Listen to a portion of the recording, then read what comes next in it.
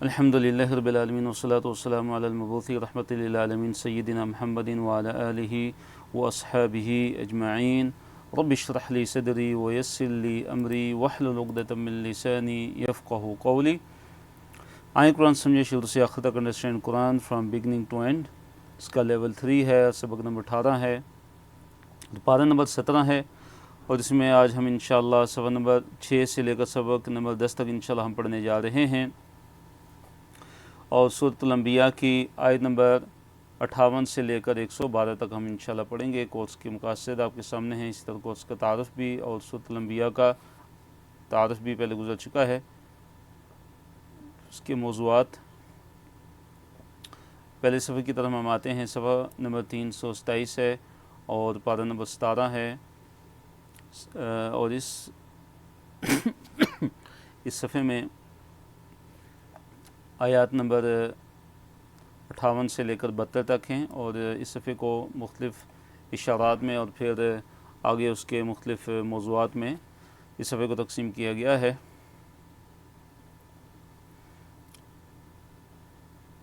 پہلے اشارے اور اس کے موضوعات کی طرف ہم آتے ہیں۔ اللہ رب العالمین نے ارشاد فرمایا، اعوذ باللہ من الشیطان الرجیم، فَجَعَلَهُمْ جُذَاذًا إِلَّا كَبِيرًا لَهُمْ لَعَلَّهُمْ يَرْجِعُونَ۔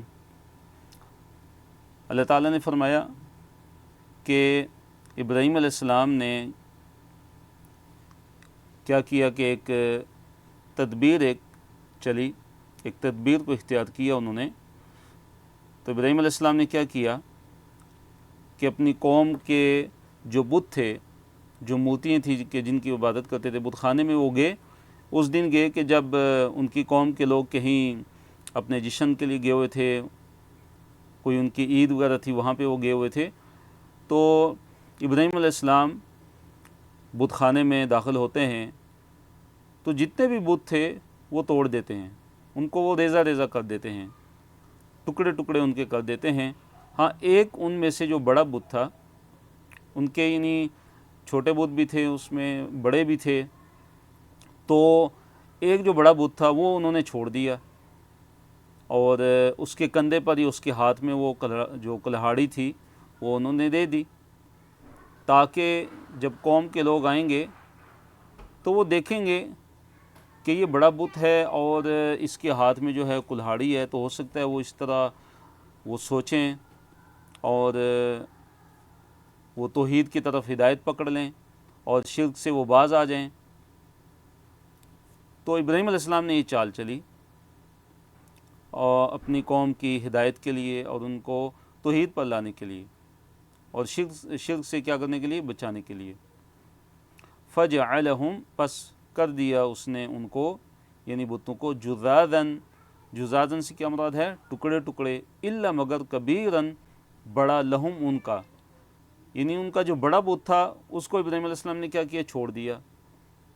کیوں؟ لعلہم، تاکہ وہ یعنی ان کی قوم کے لوگ، الیہ، اس کی طرف، یرجعون، اس کی طرف رجوع کریں، اس کی طرف لوٹیں۔ تو کیا کیا ابراہیم علیہ السلام نے، مفسرین نے لکھا ہے کہ جو کلہاڑی تھی اس بڑے بت کے ہاتھ میں انہوں نے جو ہے پکڑا دی، تاکہ جب وہ آئیں اور اس کلہاڑی کو دیکھیں تو تاکہ وہ اس سے سوال کر سکیں، اس سے پوچھ سکیں۔ قالوا، انہوں نے کہا، من فعل، کس نے کیا ہے، ھذا، یہ یعنی یہ فعل کس نے سر انجام دیا ہے، بآلہتنا، ہمارے معبودوں کے ساتھ، نہیں ہمارے معبودوں کے ساتھ یہ فعل کس نے سر انجام دی ہے، کس نے یہ فعل کیا ہے، کس نے یہ سارے کے سارے بتوں کو توڑا ہے۔ انہ لمن الظالمین، یقیناً وہ بڑا ہی جو ہے وہ ظالم ہے، کوئی ظالموں میں سے۔ انہ، بے شک وہ،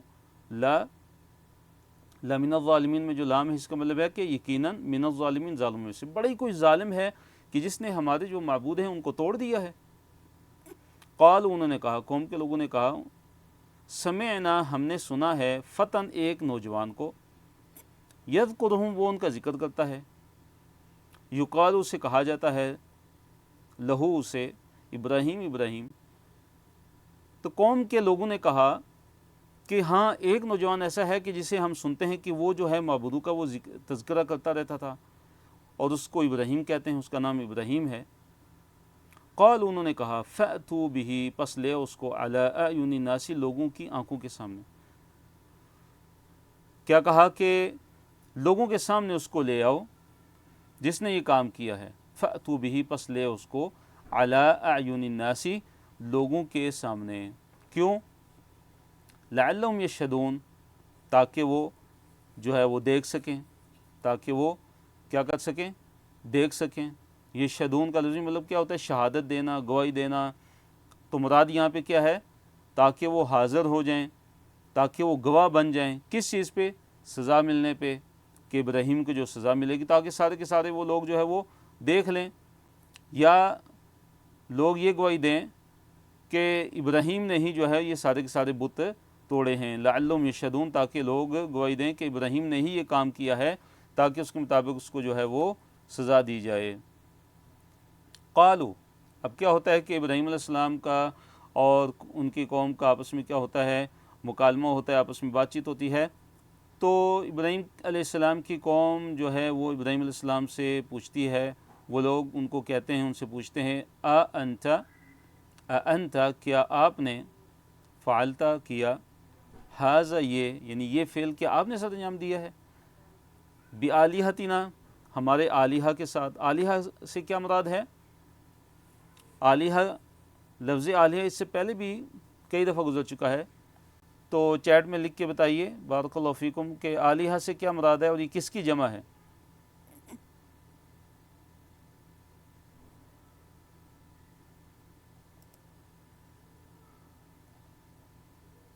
جی معبودوں کی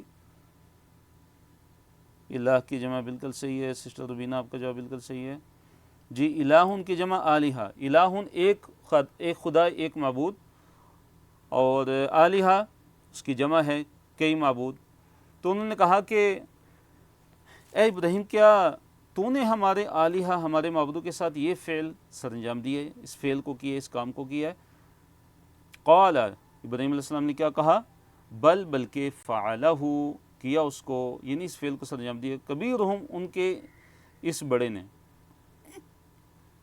یہ جو بڑا بت ہے، بڑا معبود ہے تمہارا، یہ تو اس نے سر انجام دیا ہے، اس نے یہ سارے کے سارے بت توڑے ہیں. ھذا یہ والا یعنی یہ جو کبیر ہے، یہ جو بڑا بت ہے، تو اس نے جو ہے یہ کام کیا ہے. فاسألوہم پس تم پوچھ لو. بس یہ جو ٹوٹے ہوئے جو تمہارے خدا ہیں، تمہارے جو بت ہیں، تمہارے جو معبود ہیں، تو تم ان سے پوچھ کیوں نہیں لیتے؟ ان سے پوچھو. ان کانو ینطقون اگر وہ بولتے ہوں، ان اگر کانو ہوں وہ ینطقون بولنے والے، وہ بولتے ہوں. نطق ینطق مطلب کیا؟ بولنا. ینطقون فعل مضارع ہے. تو ابراہیم علیہ السلام نے یہ ان کو اس لیے کہا کہ ان پر حجت تمام کی جائے. ان پر کیا کیا جائے؟ ان پر حجت کو پورا کیا جائے، تاکہ ابراہیم علیہ السلام کی قوم جان سکے اور ان کو پتہ چلے کہ جو نہ بول سکتا ہے، نہ دیکھ سکتا ہے، نہ کوئی نفع نقصان دے سکتا ہے، تو نہ کسی چیز کی آگاہی رکھتا ہے، تو وہ کیسے کسی کا معبود بن سکتا ہے. تو اس لیے ابراہیم علیہ السلام نے کیا کہا کہ بل فعلوا کبیرہم ھذا بلکہ کیا ہے اس کام کو ان کے اس بڑے نے. اگر تم جو ہے اگر یہ بولتے ہیں تو تم پوچھ لو ان سے. تو ابراہیم علیہ السلام نے جو بات کی، ظاہراً تو یہ ایک جو ہے حقیقت کے مطابق نہیں تھی، کیونکہ وہ توڑا تو ابراہیم علیہ السلام نے تھا بتوں کو، اور کلہاڑی جو ہے بڑے بت کے ہاتھ میں دے دی تھی. لیکن یہاں پہ ابراہیم علیہ السلام نے جو فرمایا کہ ان کے بڑے نے جو ہے یہ کام کیا ہے، تو اصل میں وہ کیا تھا؟ حقیقتاً تو کذب نہیں تھا، حقیقتاً جھوٹ تو نہیں تھا، لیکن ظاہراً ایسے لگتا ہے کہ یہ خلاف حقیقت بات ہے. لیکن اصل جو وجہ ہے وہ کیا ہے کہ تاکہ ان پر حجت کو قائم کیا جائے، تاکہ وہ توحید کی طرف پلٹیں اور ان کو شرک کی جو قباحت ہے وہ پتہ چلے، اور ان کو یہ پتہ چلے کہ یہ جو معبود ہیں جن کو ہم نے بنایا ہوا ہے، یہ تو نہ نفع دے سکتے ہیں، نہ نقصان دے سکتے ہیں، اور کیسے معبود ہیں، کیسے خدا ہیں کہ جو اپنے ٹوٹنے پر بھی وہ اپنے آپ کو بچا نہیں سکتے. ثم نکسوا علی رؤوسہم پھر کیا ہوتا ہے کہ ثم پھر نکسوا وہ لوٹے، علی پر رؤوسہم اپنے جو ہے نہیں ایک آیت رہ گئی، آیت نمبر 64، فرجعوا الی انفسہم، فرجعوا پس وہ لوٹے، کس کی طرف؟ الی طرف، انفسہم اپنے نفسوں کی طرف، اپنے دلوں کی طرف وہ لوٹے، پس وہ اپنے دلوں کی طرف لوٹے۔ کیا مراد ہے کہ وہ اپنے دلوں کی طرف لوٹے؟ اس کا ایک مطلب یہ ہے کہ وہ دلوں میں قائل ہو گئے، دلوں میں یعنی ان کے ذہن، اذہان اور ان کے دماغوں میں یہ بات آ گئی تھی کہ واقعی جو ابراہیم ہیں یہ صحیح کہہ رہے ہیں کہ اگر یہ معبود ہوتے، اگر یہ خدا ہوتے تو یہ اپنے آپ کو کم از کم جو ہے ٹوٹنے سے تو بچا لیتے۔ فرجعوا الی انفسہم کہ ایک مطلب یہ ہے کہ دلوں میں تو وہ قائل ہو گئے، اور پھر کیا ہوا کہ دلوں میں وہ سوچنے پر بھی مجبور ہو گئے، لیکن کیا ہوتا ہے اس کے بعد؟ کیا کہتے ہیں؟ فقالوا انہوں نے کہا انکم انتم الظالمون، انکم بے شک تم ہی الظالمون ظالم ہو۔ تو یہ بات جو انہوں نے فرمائی، ان کی قوم نے کہی کہ انکم انتم الظالمون کہ بے شک تم ہی ظالم ہو۔ اس کا کیا مطلب ہے؟ اس کا ایک مطلب یہ ہے کہ انہوں نے آپس میں ایک دوسرے کو جو ہے وہ تنقید کی، آپس میں ایک دوسرے کو ملامت کی کہ تم کیسے جو ہے اس طرح کے معبودوں کی عبادت کرتے ہو کہ جو ٹوٹ گئے ہیں، جو اپنے آپ کو بچا بھی نہیں سکے۔ دوسرا اس کا مطلب جو اس کے برعکس ہے وہ یہ کہ تم ہی ظالم ہو کہ تم نے ان کو بچایا کیوں نہیں، ان کو ٹوٹنے سے بچایا کیوں نہیں، کہ ابراہیم نے جب ان کو توڑا ہے تو تم بچا لیتے ان کو، تم ان کی مدد کرتے۔ اب کیا ہوتا ہے یعنی کہ وہ کیا کر رہے ہیں کہ اپنے جو ہے آیت نمبر جو 65 ہے اس میں کیا ہے کہ اب ابراہیم علیہ السلام کی قوم کے لوگ اپنے معبودان باطلہ کی کیا کرتے ہیں؟ وکالت کرنا شروع ہو جاتے ہیں۔ ان کی قوم اپنے معبودان باطلہ کی کیا وکالت کرنا شروع ہو جاتی ہے، اور پھر کیا کہتے ہیں؟ ثم پھر نوکیسو وہ کیا ہو جاتے ہیں؟ الٹا دیے جاتے ہیں، علی رؤوسہم اپنے سروں کے بل۔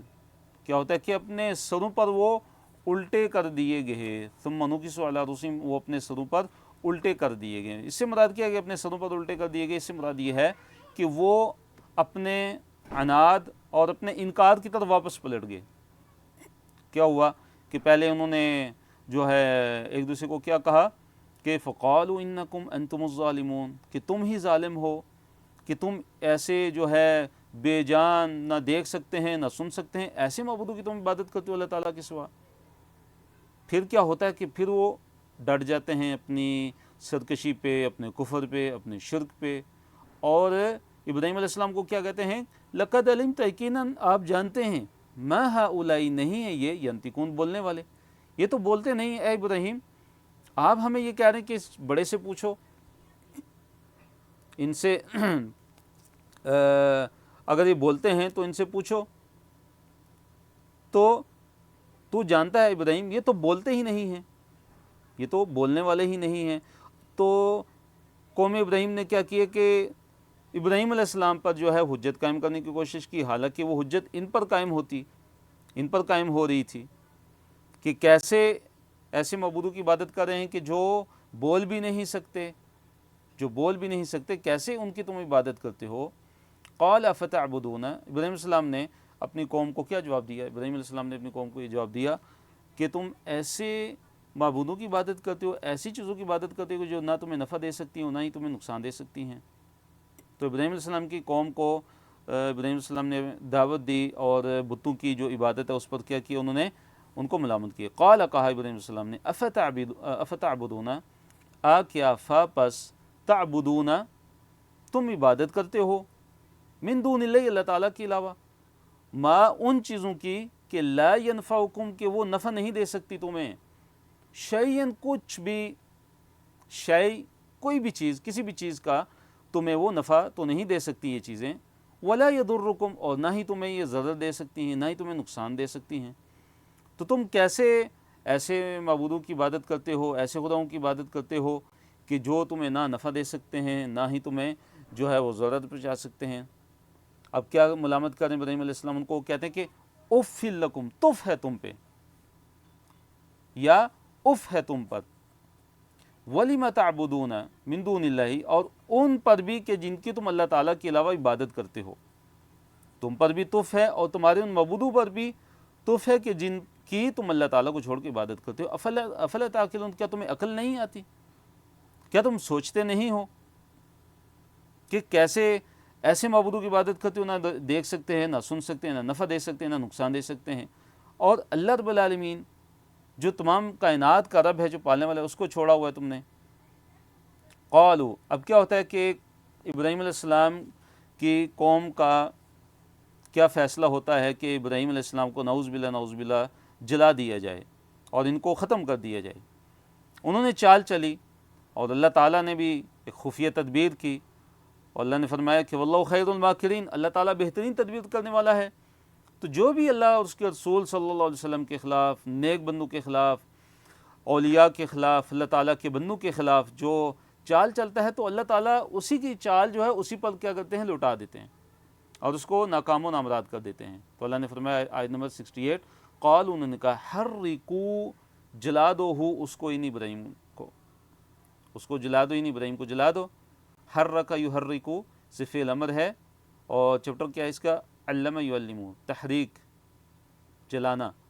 وانصروا آلہتکم، وانصروا، اور کیا انہوں نے آپس میں فیصلہ کیا، وانصروا، اور مدد کرو، آلہتکم، اپنے معبودوں کی، اپنے معبودوں کی کیا کرو جی، ان کی مدد کرو، ان کنتم فاعلین، اگر تم کچھ کرنے والے ہو، ان اگر کنتم، تم ہو، فاعلین، اگر تم کرنے والے ہو، اگر تم کرنے والے ہو تو کیا کرو، اس کو جلا دو اور اپنے معبودوں کی مدد کرو اور اپنے معبودوں پہ جم جاؤ اور قائم ہو جاؤ، نعوذ باللہ، اگر تم کچھ کرنے والے ہو۔ اب کیا ہوتا ہے کہ ابراہیم علیہ السلام کی قوم جو ہے بہت بڑی جو ہے آگ ہے، اس کو وہ تیار کرتے ہیں، بہت بڑی آگ جلاتے ہیں، اور مفسرین نے لکھا ہے کہ انہوں نے ابراہیم علیہ السلام کو دیکھی آگ میں کیسے پھینکا، منجنیق کے ذریعے، منجنیق کے ذریعے، جس کے ذریعے بڑے بڑے پتھر اس دور میں جو ہے وہ پھینکے جاتے تھے، تو انہوں نے ابراہیم علیہ السلام کو منجنیق میں ڈال کر اس آگ میں انہوں نے ان کو پھینک دیا۔ اب کیا ہوتا ہے کہ اللہ تعالیٰ کا حکم آتا ہے آگ کے لیے، حالانکہ آگ کی دیکھیے فطرت کیا ہے کہ وہ جلاتی ہے، یہ اللہ تعالیٰ نے اس کی فطرت میں رکھ دی ہے، اللہ تعالیٰ کے قانون کی وہ پابند ہے، لیکن اللہ تعالیٰ نے آگ کو حکم دیا کہ اے آگ تو جو ہے ابراہیم پر کیا بن جا، ٹھنڈی بن جا اور سلامتی والی بن جا۔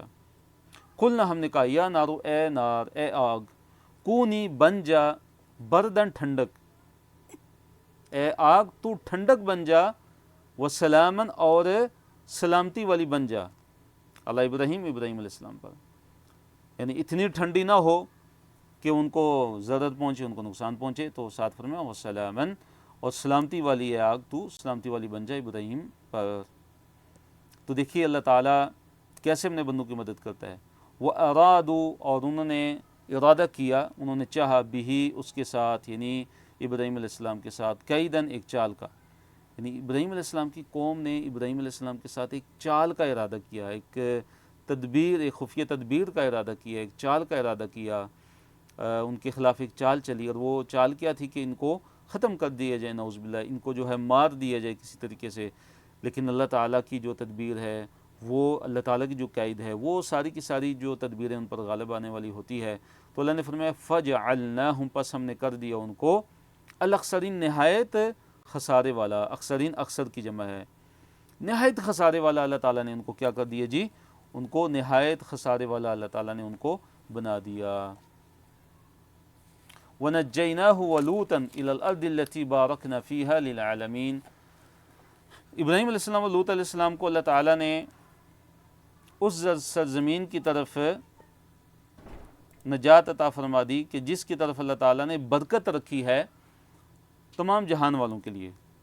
تو یہ پہلے بھی یہ مضمون گزر چکا ہے کئی جگہ کہ اللہ تعالیٰ نے جو قرآن میں فرمایا برکت والی سرزمین، جیسے ہم سورہ اسراء کے شروع میں بھی ہم پڑھ کے آئے ہیں کہ سبحان الذی اسریٰ بعبدہ لیلا من المسجد الحرام الی المسجد الاقصی الذی بارکنا فیہا، اللہ کہ جس میں ہم نے برکت رکھی تھی، اس سرزمین کی طرف۔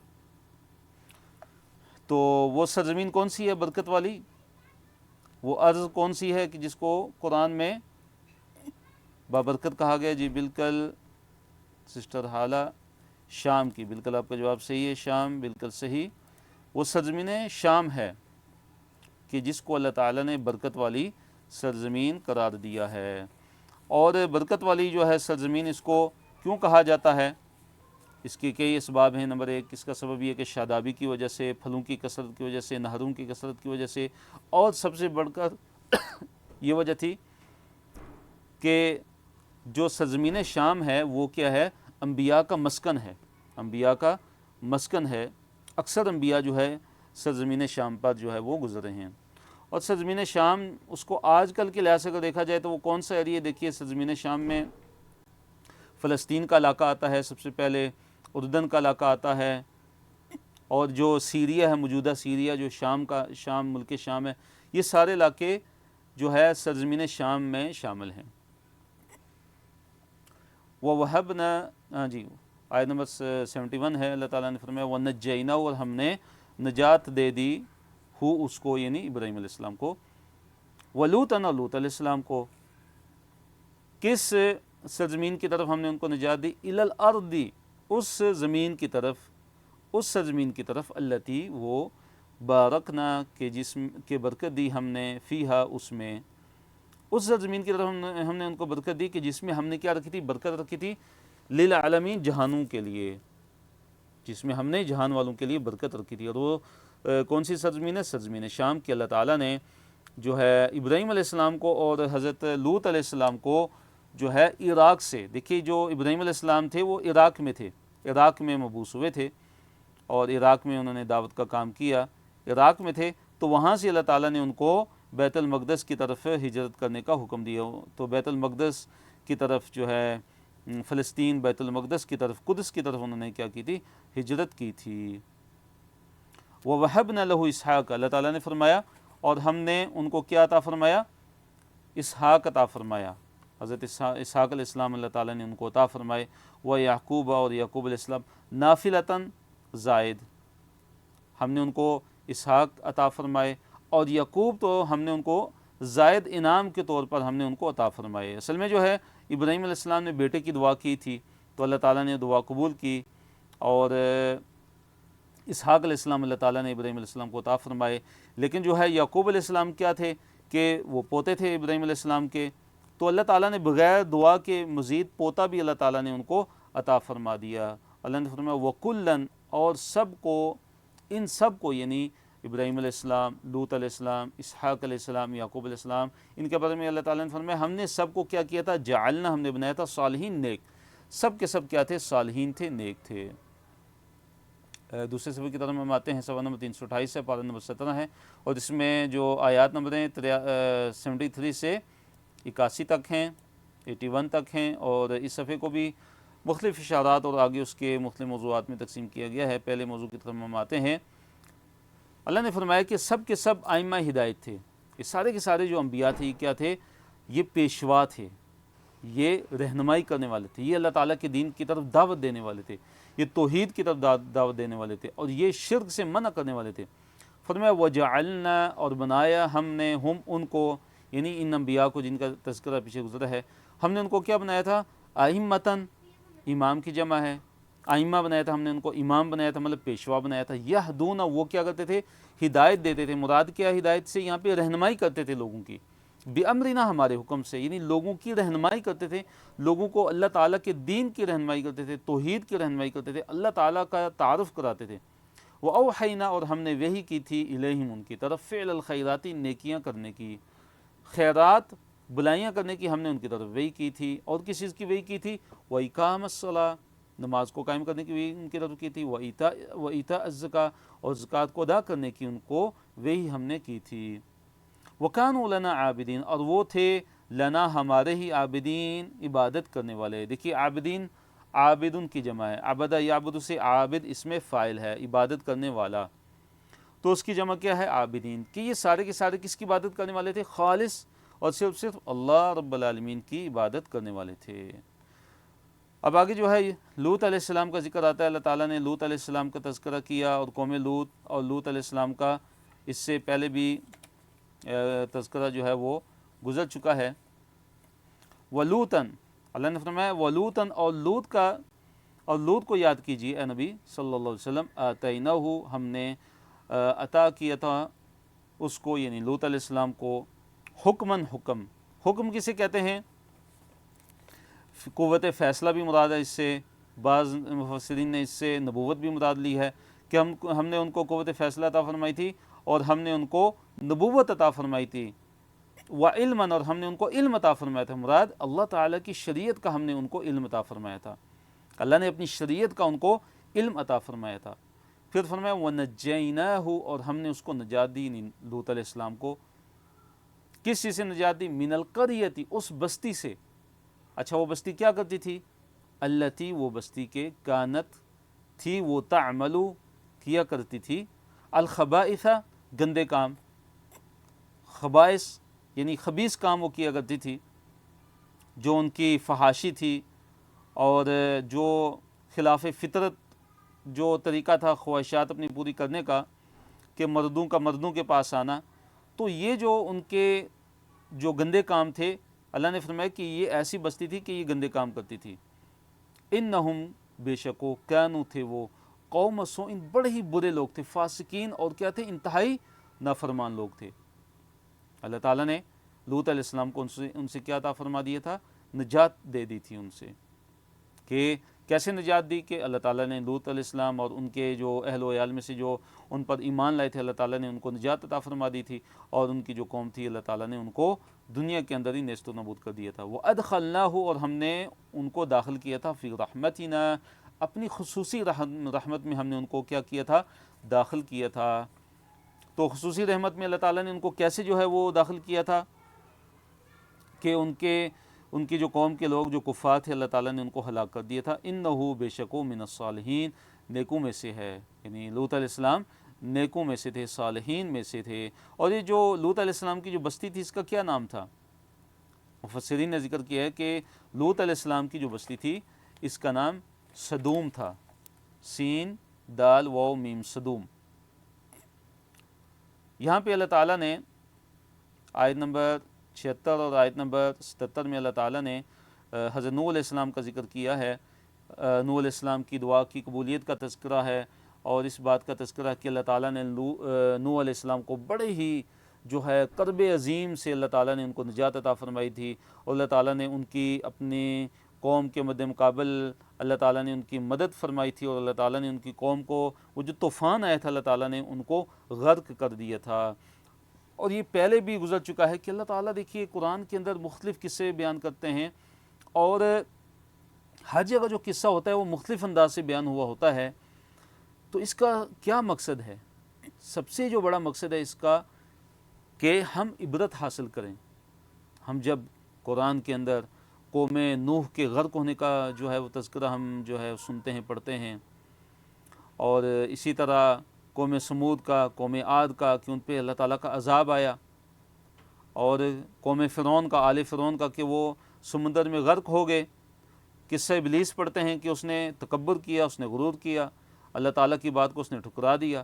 تو یہ اللہ تعالیٰ جو واقعات ہیں، جو قصے ہیں، بار بار مختلف انداز میں اللہ تعالیٰ بیان کرتے ہیں۔ تو سب سے جو بڑا مقصد وہ یہ ہے کہ ہم اس سے عبرت حاصل کریں اور اپنی اصلاح کریں اس کو۔ یہ کوئی تاریخ کی کتاب نہیں کہ ایک تاریخی بس قصہ بیان ہو رہا ہے کہ پتہ چلے کہ ایک قصہ واقع ہوتا ہے، نہیں۔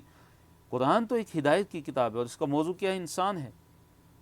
قرآن کون سی کتاب ہے؟ کتاب ہدایت ہے، ہم نے اس سے ہدایت حاصل کرنی ہے۔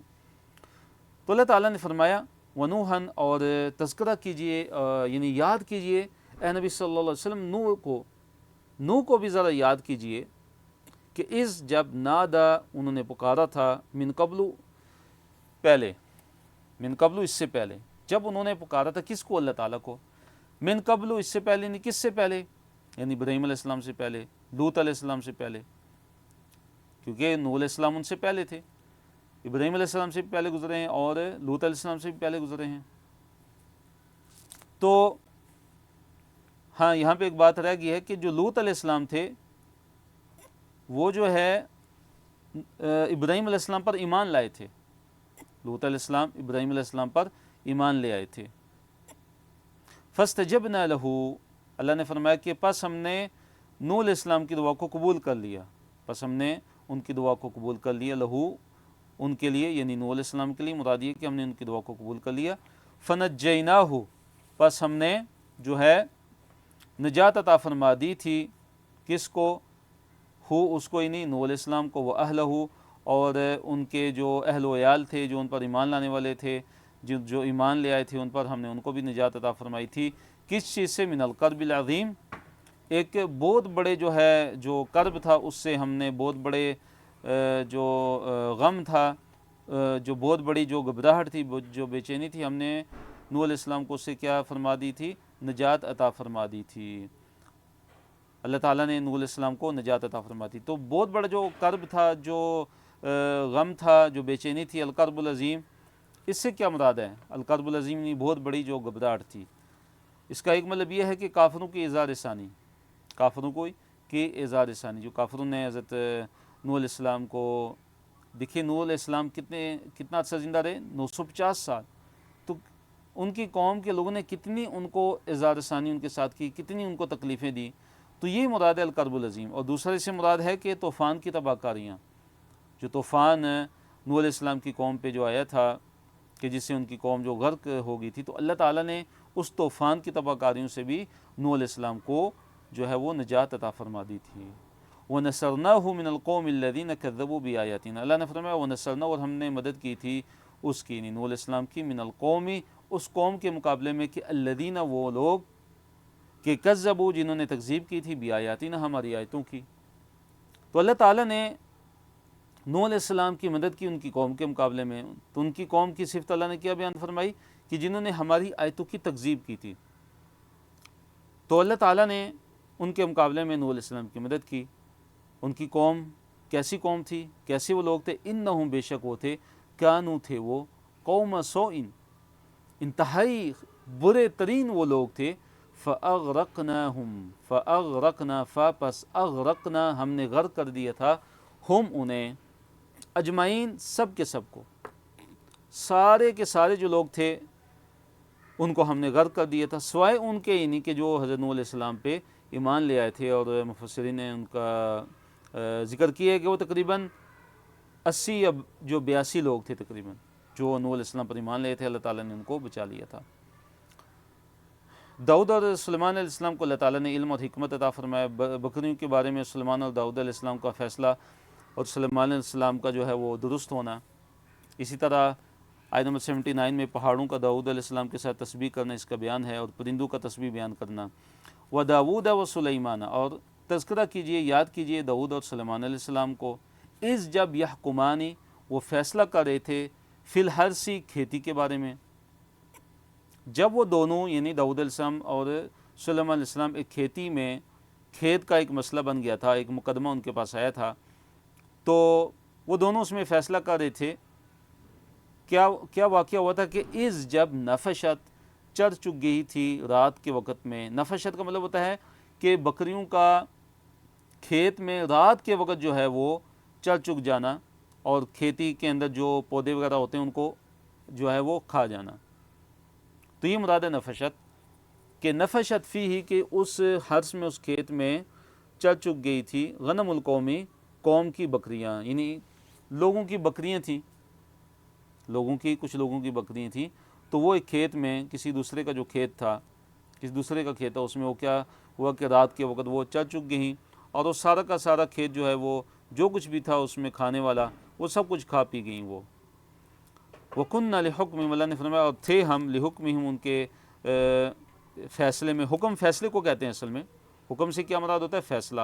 اور ہم جو اردو میں جو حکم کہتے ہیں اس کو عربی میں امر کہتے ہیں۔ کیا کہتے ہیں اس کو؟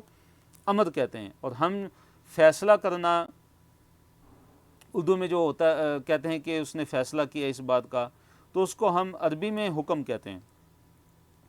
تو اللہ نے فرمایا کہ ہم ان کے فیصلے میں شاہدین، ہم جو کیا تھے؟ شاہدین، شاہد کی جمع ہے۔ شاہد کا کیا مطلب ہوتا ہے؟ جی چیٹ میں جلدی سے لکھ کے بتائیے، بارک اللہ فیکم۔ شاہد، شہید، یہ پہلے بھی کئی دفعہ یہ لفظ گزر چکا ہے۔ گواہ، بارک اللہ فیکم، بالکل صحیح آپ کا جواب، گواہ۔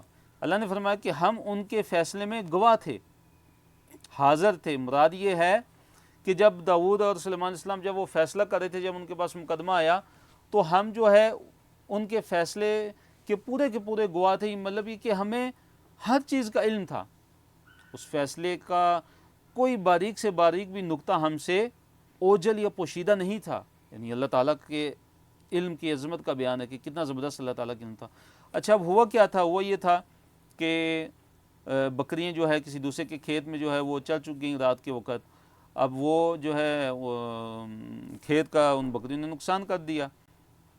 اب کیا ہوا کہ جو کھیت والا تھا وہ آ گیا داؤد علیہ السلام کے پاس، داؤد علیہ السلام کے پاس اس نے آ کر بتایا، تو داؤد علیہ السلام نے کیا فیصلہ دیا؟ انہوں نے فیصلہ دیا کہ جو ہے بکریوں نے جو نقصان کیا ہے نا اس کی قیمت کا اندازہ لگایا اور کھیت والے کو کہا کہ تم اس کی بکریاں لے لو۔ کیا فرمایا کہ کھیت والے کو کہا کہ تم جو ہے یہ جس کی بکریاں رات کے وقت جو ہے وہ چل چک گئی ہیں، تو اس کی بکریاں تم رکھ لو اپنے پاس، تم اس کے مالک بن گئے ہو کیونکہ اس کی بکریوں نے نقصان کیا ہے۔ تو اب کیا ہوتا ہے کہ سلیمان علیہ السلام جو ہے ان کو جب علم ہوا تو سلیمان علیہ السلام نے کہا کہ نہیں، فیصلہ اس طرح نہیں ہونا چاہیے۔ تو سلیمان علیہ السلام نے یہ فیصلہ کیا، انہوں نے یہ کہا کہ جو بکریاں ہیں وہ کھیت والے کو دے دی جائیں، بکریاں کھیت والے کو دی جائیں کہ وہ جو اس کا نقصان ہوا ہے اس کے بدلے میں بکریوں کا وہ دودھ وغیرہ جو ہے وہ دو کر وہ گزارا کرے، اور جو بکریوں والا ہے اس کو کھیت دے دیا جائے، اس کو کیا کیا جائے، اس کو کھیت دے دیے جائے کہ وہ اس میں آبپاشی کرے اور اس کھیت کو درست کر کے واپس جو ہے بکری والے کو وہ دے دے، اور پھر بکریوں والا جو ہے کیا کرے کہ وہ کھیت کو دے دے۔ یعنی اس طرح جو ہے سلیمان علیہ السلام نے یہ فیصلہ کیا کہ جو بکریاں ہیں بکریاں وہ کھیت والے کو دے دی جائیں، بکریاں کس کو دے دی جائیں، کھیت والے کو دے دی جائیں کہ وہ جو ہے دودھ سے وہ گزارا وغیرہ کر لے، اور جو بکریاں والا ہے اس کو کھیت اس کے جو ہے وہ سپرد کر دیے جائے۔ اب کیا وہ کرے گا کہ وہ اس کی آبپاشی کرے گا اور کھیت کو کیا کر دے گا، درست کر دے گا، اور جب دونوں اپنی اصلی حالت میں آ جائیں تو دونوں جو ہے ایک دوسرے کو وہ جو ہے وہ واپس کر دیں، یعنی کھیت والا جو ہے وہ بکریاں واپس کر دے اور بکریاں والا جو ہے کھیت جو ہے وہ واپس کر دے۔ تو یہ فیصلہ کیا تھا سلیمان علیہ السلام نے، اور یہ فیصلہ جو ہے وہ درست تھا۔ یہ فیصلہ کیا تھا؟ یہی فیصلہ جو ہے وہ زیادہ درست تھا۔ اللہ نے فرمایا آیت نمبر 79 میں فَفَهَّمْنَاهَا، پس فہمنا سمجھا دیا ہم نے، اسی سے فہم ہے سمجھنا، اس سے جو ہے یہ چیپٹر کون سا ہے؟ فہمہ چیپٹر ہے، علمہ کا چیپٹر ہے، فہم یفہم تفہیم، اسے ہم کہتے ہیں تفہیم القرآن، قرآن کی تفہیم، قرآن کو سمجھنا سمجھانا۔ تو چیپٹر کون سے؟ علم یعلمہ۔ تو اللہ نے فرمایا ففہمنا، پس ہم نے سمجھا دیا ہاں اس کو، یعنی اس مقدمے کے بارے میں جو صحیح فیصلہ تھا، اس صحیح فیصلے کو ہم نے سمجھا دیا۔ کس کو؟ سلیمان علیہ السلام کو، کہ سلیمان علیہ السلام کا جو فیصلہ تھا وہ درست تھا اس معاملے کے بارے میں۔ پھر اللہ تعالیٰ تعریف کرتے ہیں ان انبیاء کی، فرماتے ہیں وہ کلن، اور ہر کسی کو، ان میں سے جتنے بھی ہیں سب انبیاء کو ہم نے آتینا، ہم نے عطا کیا تھا حکمن، حکم، قوت فیصلہ، نبوت و علم، اور علم شریعت، جو اللہ تعالیٰ کی جو دین، اللہ تعالیٰ کی جو شریعت ہے اس کا اللہ تعالیٰ نے ان کو علم عطا فرمایا تھا۔ وَسَخَّرْنَا مَعَ دَاوُودَ الْجِبَالَ، یہاں پہ اللہ تعالیٰ نے یہ تذکرہ کیا، یہ ذکر کیا، بیان کیا کہ جو پہاڑ تھے وہ داؤد علیہ السلام کے ساتھ وہ تسبیح بیان کیا کرتے تھے، داؤد علیہ السلام کے ساتھ تسبیح بیان کرتے تھے، اور اسی طرح جو پرندے تھے وہ بھی داؤد علیہ السلام کے ساتھ تسبیح بیان کیا کرتے تھے۔ فرمایا وَسَخَّرْنَا، اور ہم نے مسخر کر دیا تھا ما داؤد کے ساتھ، الجبال، جبال جبل کی جمع ہے، لفظ جبال پہلے بھی گزر چکا ہے، اس سے کیا مراد ہے؟ چیٹ میں لکھ کر بتائیے، لفظ جبال سے کیا مراد ہے؟ جی ماؤنٹین، پہاڑ، بالکل صحیح ہے، اور جبل کی جمع ہے، جبل ایک پہاڑ اور جبال زیادہ پہاڑ۔ تو اللہ تعالیٰ نے پہاڑوں کو جو ہے مسخر کر دیا تھا، اللہ تعالیٰ نے پہاڑوں کو کیا کر دیا تھا؟ مسخر کر دیا تھا داؤد علیہ السلام کے لیے، کہ پہاڑ جو ہے وہ تسبیح بیان کرتے تھے، حقیقتاً، نہیں کوئی مجازن نہیں ہے، حقیقتاً جو ہے پہاڑ داؤد علیہ السلام کے لیے تسبیح بیان کرتے تھے، داؤد علیہ السلام کے ساتھ جو ہے اللہ تعالیٰ کے لیے تسبیح بیان کرتے تھے۔ تو اللہ نے فرمایا کہ یسبحن، وہ پہاڑ تسبیح بیان کرتے تھے، وَالطَّیرَ، اور اسی طرح جو ہے جو پرندے تھے ان کو بھی اللہ تعالیٰ نے مسخر کر دیا تھا داؤد علیہ السلام کے لیے کہ وہ بھی تسبیح بیان کرتے تھے۔ وَكُنَّا، اللہ نے فرمایا کہ اور ہم تھے فاعلین، کرنے والے، یعنی اے انسانوں، اے لوگوں، کیا تمہیں تعجب ہوتا ہے کیا اس بات پر تمہیں تعجب ہوتا ہے کہ پہاڑ تسبیح بیان کریں اور پرندے بھی تسبیح بیان کریں؟ تمہیں تعجب ہے تو تعجب کی بات تمہیں نہیں ہونی چاہیے تمہارے لیے، کیونکہ وہ کن فاعلین، کہ ہم ہی کرنے والے تھے، یہ تو ہماری قدرت ہے۔ اور داؤد علیہ السلام کا یہ معجزہ جو اللہ تعالیٰ نے ان کو عطا فرمایا تھا، یہ تو کیا تھا؟ ان کا معجزہ تھا۔ وَعَلَّمْنَاهُ صَنْعَةَ لَبُوسٍ لَكُمْ لِتُحْصِنَكُمْ مِنْ بَأْسِكُمْ۔ تو یہاں پہ داؤد علیہ السلام کے لیے اللہ تعالیٰ نے کیا بیان فرمایا آیت نمبر 80 میں، کہ داؤد علیہ السلام کو اللہ تعالیٰ نے لوہے کی صنعت کا جو علم عطا فرمایا تھا۔ داؤد علیہ السلام کو اللہ تعالیٰ نے لوہے کی صنعت کا اللہ تعالیٰ نے ان کو علم عطا فرمایا تھا، یعنی زیریں وغیرہ وہ بنانا اور زیرہ بنانے کی جو کاریگری تھی، یہ اللہ تعالیٰ نے داؤد علیہ السلام کو سکھائی تھی۔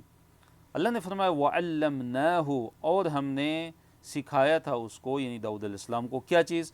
صنعت لبوس، صنعت لبوس، زیرہ بنانا۔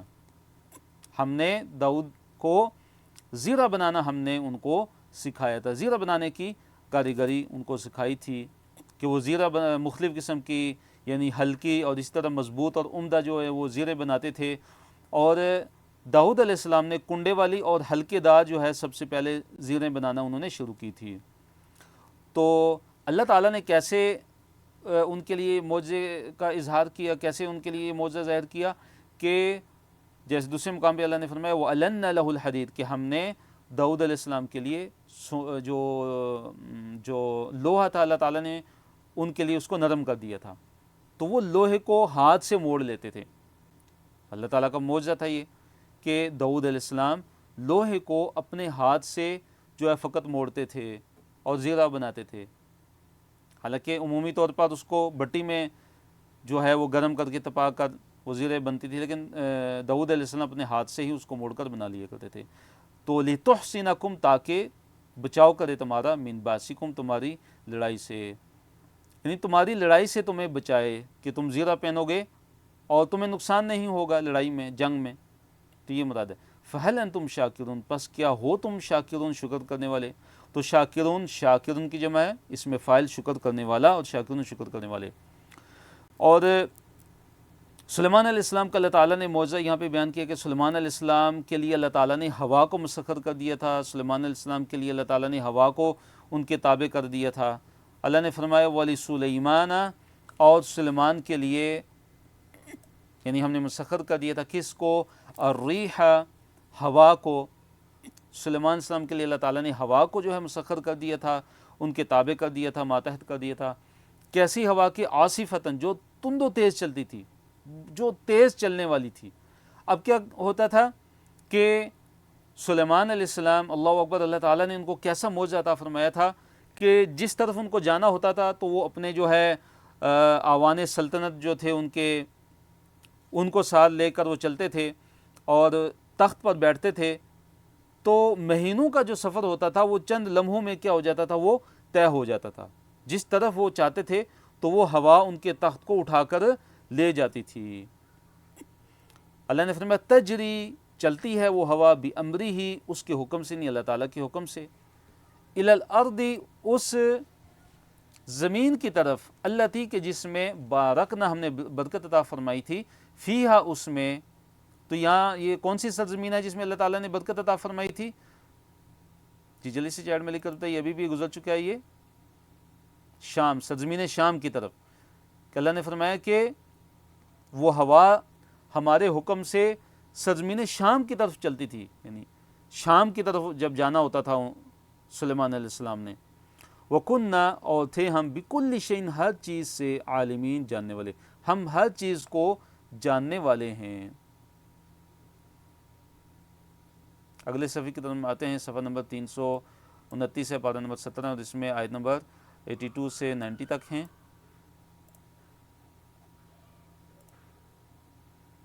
پہلے اشارے اس کے موضوع کی طرف ہم آتے ہیں۔ یہاں پہ اللہ تعالیٰ نے ذکر کیا ہے کہ جیسے داؤد علیہ السلام کے اللہ تعالیٰ نے لوہے کو نرم کر دیا، سلیمان علیہ السلام کو اللہ تعالیٰ نے ان کے جو ہے تابع ہوا کو کر دیا تھا، پہاڑ اور پرندے اللہ تعالیٰ نے داؤد علیہ السلام کے لیے مسخر کر دیے تھے۔ تو یہاں پہ ایک اور چیز کا ذکر اللہ تعالیٰ نے کیا کہ جو سلیمان علیہ السلام کے مسخر تھی، اور وہ کیا تھے؟ شیاطین تھے.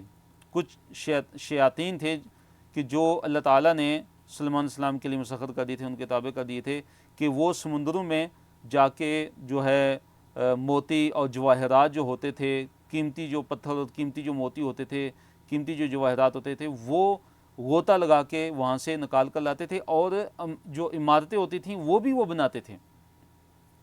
تو یہاں پہ اللہ تعالیٰ نے اس معجزے کا اللہ تعالیٰ نے یہاں پہ ذکر عطا فرمایا، اس نعمت کا جو اللہ تعالیٰ نے حضرت سلیمان علیہ السلام کو عطا فرمائی تھی. فرمایا وَمِنَ الشَّيَاطِينِ، اور کئی شیاطین بھی. تو مفسرین نے یہاں پہ ذکر کیا کہ یہ جو شیطان تھے تو یہ جنوں میں سے جو سرکش ترین جو ہوتے ہیں وہ شیطان، وہ مراد ہے جو کافر تھے. جو کون تھے؟ کفار تھے، مسلمان نہیں تھے. فرمایا اور شیطانوں میں سے بھی یعنی اللہ تعالیٰ نے مسخر کیے تھے سلیمان علیہ السلام کے لیے کہ وہ کیا کام کرتے تھے؟ من جو یغوسون، جو غوطہ لگاتے تھے. غاصہ یغوسو کا مطلب ہوتا ہے غوطہ لگانا، غوث غوطہ لگانا، کہ جو غوطہ لگاتے تھے لہو اس کے لیے، یعنی سلیمان علیہ السلام کے لیے، یعنی غوطے لگاتے تھے سمندر میں اور سمندر سے وہ چیزیں نکال کے لاتے تھے. وَيَعْمَلُونَ، اور وہ بناتے تھے اور یعنی عمل کرتے تھے، عملاً ایک عمل، دون ذالک، اس کے علاوہ، کہ وہ اس کے علاوہ بھی جو دوسرے جو کام ہیں وہ بھی کرتے تھے ان کے علاوہ بھی. جیسے عمارتیں بنانا تو وہ بھی بناتے تھے، عمارتیں بھی بناتے تھے، بڑی بڑی عمارتیں بناتے تھے ان کے لیے، سلیمان علیہ السلام کے لیے. وَكُنَّا، اور ہم تھے، لہم، ان کے لیے، حافظین، محافظ. ہم ان کے کیا تھے؟ محافظ تھے اور نگہبان تھے. کیا مراد ہے؟ کہ شیطان جو ہے اس لیے تابع تھے کہ ہم ان کے محافظ تھے. اللہ تعالیٰ نے شیطانوں کو، جو کتنے بڑے بڑے تھے اور کتنے طاقتور تھے، اگر اللہ تعالیٰ کی حفاظت نہ ہوتی ان کے لیے، اللہ تعالیٰ کی نگہبانی ان کے لیے نہ ہوتی تو وہ نقصان پہنچا سکتے تھے. لیکن اللہ تعالیٰ نے ان شیاطین کو اپنے کنٹرول میں کیا ہوا تھا، اور اللہ تعالیٰ ہی ان کی حفاظت کرنے والے تھے کہ وہ سلیمان علیہ السلام کو کوئی اذیت نہیں پہنچا سکتے تھے. وہ ایوب، یہاں پہ ایوب علیہ السلام کا تذکرہ ہے، اللہ تعالیٰ کے عظیم نبی حضرت ایوب علیہ السلام کہ اللہ تعالیٰ نے ان کو تکالیف میں مبتلا کیا اور پھر اللہ تعالیٰ نے ان کو نجات عطا فرمائی. انہوں نے اللہ تعالیٰ سے دعا کی تو اللہ تعالیٰ نے ان کی دعا کو قبول کیا. تو اللہ نے فرمایا وہ ایوب، اور یاد کیجئے ایوب کو کہ اذ نادا، کہ جب پکارا انہوں نے ربہ، اپنے رب کو. کیا انہوں نے اپنے رب کو پکارا؟ کیا کہا پکار میں، دعا میں؟ کیا انہوں نے کہا؟ انی، بے شک میں، مسنی، چھوئی ہے مجھے، الضر، تکلیف، بے شک مجھے تکلیف نے چھوا ہے. وَأَنْتَ، اور تو، ارحم الراحمین، تو تمام رحم کرنے والوں سے سب سے زیادہ رحم کرنے والا ہے اللہ. اے اللہ تو تمام رحم کرنے والوں سے بھی سب سے زیادہ کیا ہے؟ رحم کرنے والا ہے. فَاسْتَجَبْنَا لَهُ، فَاسْتَجَبْنَا، پس ہم نے قبول کر لیا، لہو، اس کے لیے، یعنی ہم نے اس کی دعا کو قبول کر لیا، ہم نے ایوب علیہ السلام کی دعا کو قبول کر لیا. فَكَشَفْنَا، پس ہم نے دور کر دی، ما، جو بھی، جو اس کے ساتھ تھی، من درٍ، جو بھی تکلیف تھی. ہم نے جو بھی تکلیف تھی جو ایوب علیہ السلام پر آئی تھی، ہم نے اس کو دور کر دیا ان سے، اس تکلیف کو ہم نے ان سے دور کر دیا. تو جو ایوب علیہ السلام تھے، اللہ تعالیٰ نے ان کو مال عطا فرمایا، اللہ تعالیٰ نے ان کو دولت دنیا بھی عطا فرمائی، مال و اولاد بھی عطا فرمائے، اہل و عیال عطا فرمائے. تو آزمائش ہوئی ان کی ایسی کہ سب کچھ جو ہے وہ چلا گیا، حتیٰ کہ آخر میں جو جسم ان کا رہ گیا تو اس میں بھی بیماری لگ گئی، اس میں بھی کیا ہوا؟ شدید بیماری ان کو لگی. تو انہوں نے اللہ تعالیٰ کو پکارا، اللہ تعالیٰ سے دعا کی، تو اللہ تعالیٰ نے ان کی دعا کو قبول کیا اور انہوں نے صبر کیا. جو حضرت ایوب علیہ السلام تھے وہ بہت بڑے صابر نبی تھے، اللہ تعالیٰ کے صبر کرنے والے نبی تھے. تو انہوں نے صبر کیا تو اللہ تعالیٰ نے جو ہے دنیا میں ہی اللہ تعالیٰ نے ان کو عطا فرما دیا. جیسے آگے آ رہے وہ آتینہ، اور ہم نے عطا فرمایا اس کو، اہلہ، اس کے جو اہل و عیال تھے وہ ہم نے ان کو عطا فرمائے. وہ مثلہم معہم، اور ان جیسے، ان کے مثل بھی. کیا ہوا کہ جو اللہ تعالیٰ نے ان سے چھینا تھا، جو اللہ تعالیٰ نے ان سے لیا تھا، اس کے مثل اللہ تعالیٰ نے دگنا ان کو عطا فرمایا. یعنی کہ جو مال ان کا چلا گیا تھا اس سے دگنا مال ان کو اللہ تعالیٰ نے عطا فرمایا. جو اولاد ان کی چلی گئی اس کے بدلے میں اللہ تعالیٰ نے اس سے دگنی اولاد ان کو عطا فرمائی. رحمتا من عندنا، رحمتاً، رحمت کرتے ہوئے، من عندنا، ہماری طرف سے. ہماری طرف سے ان کے لیے یہ کیا تھی؟ رحمت تھی. وہ ذکر، اور جو نصیحت تھی، للعابدین، عبادت کرنے والوں کے لیے. للعابدین، عبادت کرنے والوں کے لیے کیا تھی؟ نصیحت تھی. وہ اسماعیل، اور اسماعیل کا ذکر کیجئے، یعنی حضرت اسماعیل علیہ السلام کا تذکرہ ہے. وہ ادریس، اور حضرت ادریس علیہ السلام کو یاد کیجئے. وہ ذوالکفل، اور ذوالکفل جو تھے ان کا ذکر کیجئے. تو ذوالکفل جو تھے ان کے بارے میں اختلاف ہے، بعض کہتے ہیں یہ نبی ہیں، بعض کہتے ہیں نبی نہیں ہیں. جو کہتے ہیں کہ یہ نبی ہیں تو وہ کہتے ہیں کہ اس کی دلیل یہ ہے کیونکہ ان کا جو ذکر ہے وہ انبیاء کے درمیان میں آیا، اس لیے یہ نبی ہیں. واللہ عالم. اللہ نے فرمایا کل، سارے کے سارے تھے، من الصابرین، صبر کرنے والوں میں. یہ سارے کے سارے جو انبیاء تھے یہ کیا تھے؟ صابرین میں سے تھے اور صبر کرنے والوں میں سے تھے. وَأَدْخَلْنَاهُمْ، اللہ نے فرمایا اور ہم نے ان کو داخل کیا تھا، فی رحمتنا، اپنی رحمت میں. اللہ تعالیٰ نے ان سب کے سب انبیاء کو اپنی رحمت میں داخل کر دیا تھا. انہم، بے شک یہ سب کے سب کیا تھے؟ من الصالحین، صالحین میں سے تھے. یہ سارے کے سارے نیک تھے، نیکوں میں سے تھے. وَذَنُّونِ، یہاں پہ اللہ تعالیٰ نے ذنون جو ہے حضرت یونس علیہ السلام کا ذکر کیا ہے. وَذَنُّونِ، اور یاد کیجئے ذنون کو. تو دیکھیے زو کا مطلب ہوتا ہے والا، اور النون مچھلی والے کو یاد کیجئے. کیا ہوا کہ مچھلی والے کو یاد کیجئے کہ اذ ذہب، کہ جب وہ کیا ہوا کہ جب وہ چلے گئے تھے، مغاضباً، غصے سے بھرے ہوئے. جب وہ غصے سے بھرے ہوئے چلے گئے اپنی بستی والوں کو چھوڑ کر. فظن، پس انہوں نے یہ گمان کر لیا. کیا انہوں نے گمان کیا؟ کہ الن نقدر علیہ، کہ ہم جو ہے ہرگز ان کی گرفت نہیں کریں گے. وہ یہ سمجھے کہ میرا یہ جو معاملہ ہے اس پر میرا مواخذہ ہونے والا نہیں ہے. اب وہ کیا ہوا کہ قوم سے وہ ناراض ہو کر چلے گئے اور ان کو اللہ تعالیٰ کے عذاب کی دھمکی دے کر وہ چل دی اپنی بستی سے، اور اللہ تعالیٰ کے حکم کے بغیر ہی وہ چل پڑے. اور انہوں نے یہ سمجھا کہ میری جو ہے اس پر پکڑ ہونے والی نہیں ہے، مواخذہ ہونے والا نہیں ہے. یہ مراد ہے کہ فظن ان لن نقدر علیہ، فنادا، پس پکارا انہوں نے، یعنی یونس علیہ السلام نے، فی الظلمات، اندھیروں میں. کیا پکارا انہوں نے؟ کیا اللہ تعالیٰ سے انہوں نے دعا کی؟ ان، یہ کہ لا الہ، کوئی الہ نہیں ہے، کوئی معبود نہیں، الا، مگر، انت، تو ہی، اے اللہ تیرے علاوہ کوئی بھی معبود نہیں ہے. سبحانک، تو پاک ہے اللہ تعالیٰ. انی، بے شک میں، کنت، ہو گیا ہوں، من الظالمین، ظالموں میں سے. تو دیکھیے کیا ہوتا ہے کہ مچھلی ان کو نگل لیتی ہے، مچھلی ان کو نگل لیتی ہے اور سمندر میں.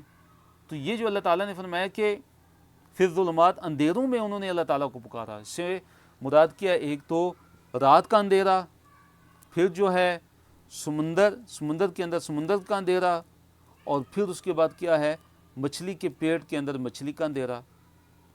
تو اندھیروں کے اندر سے اللہ تعالیٰ کو انہوں نے پکارا، اور کیا دعا کی انہوں نے؟ لا الہ الا انت سبحانک انی کنت من الظالمین.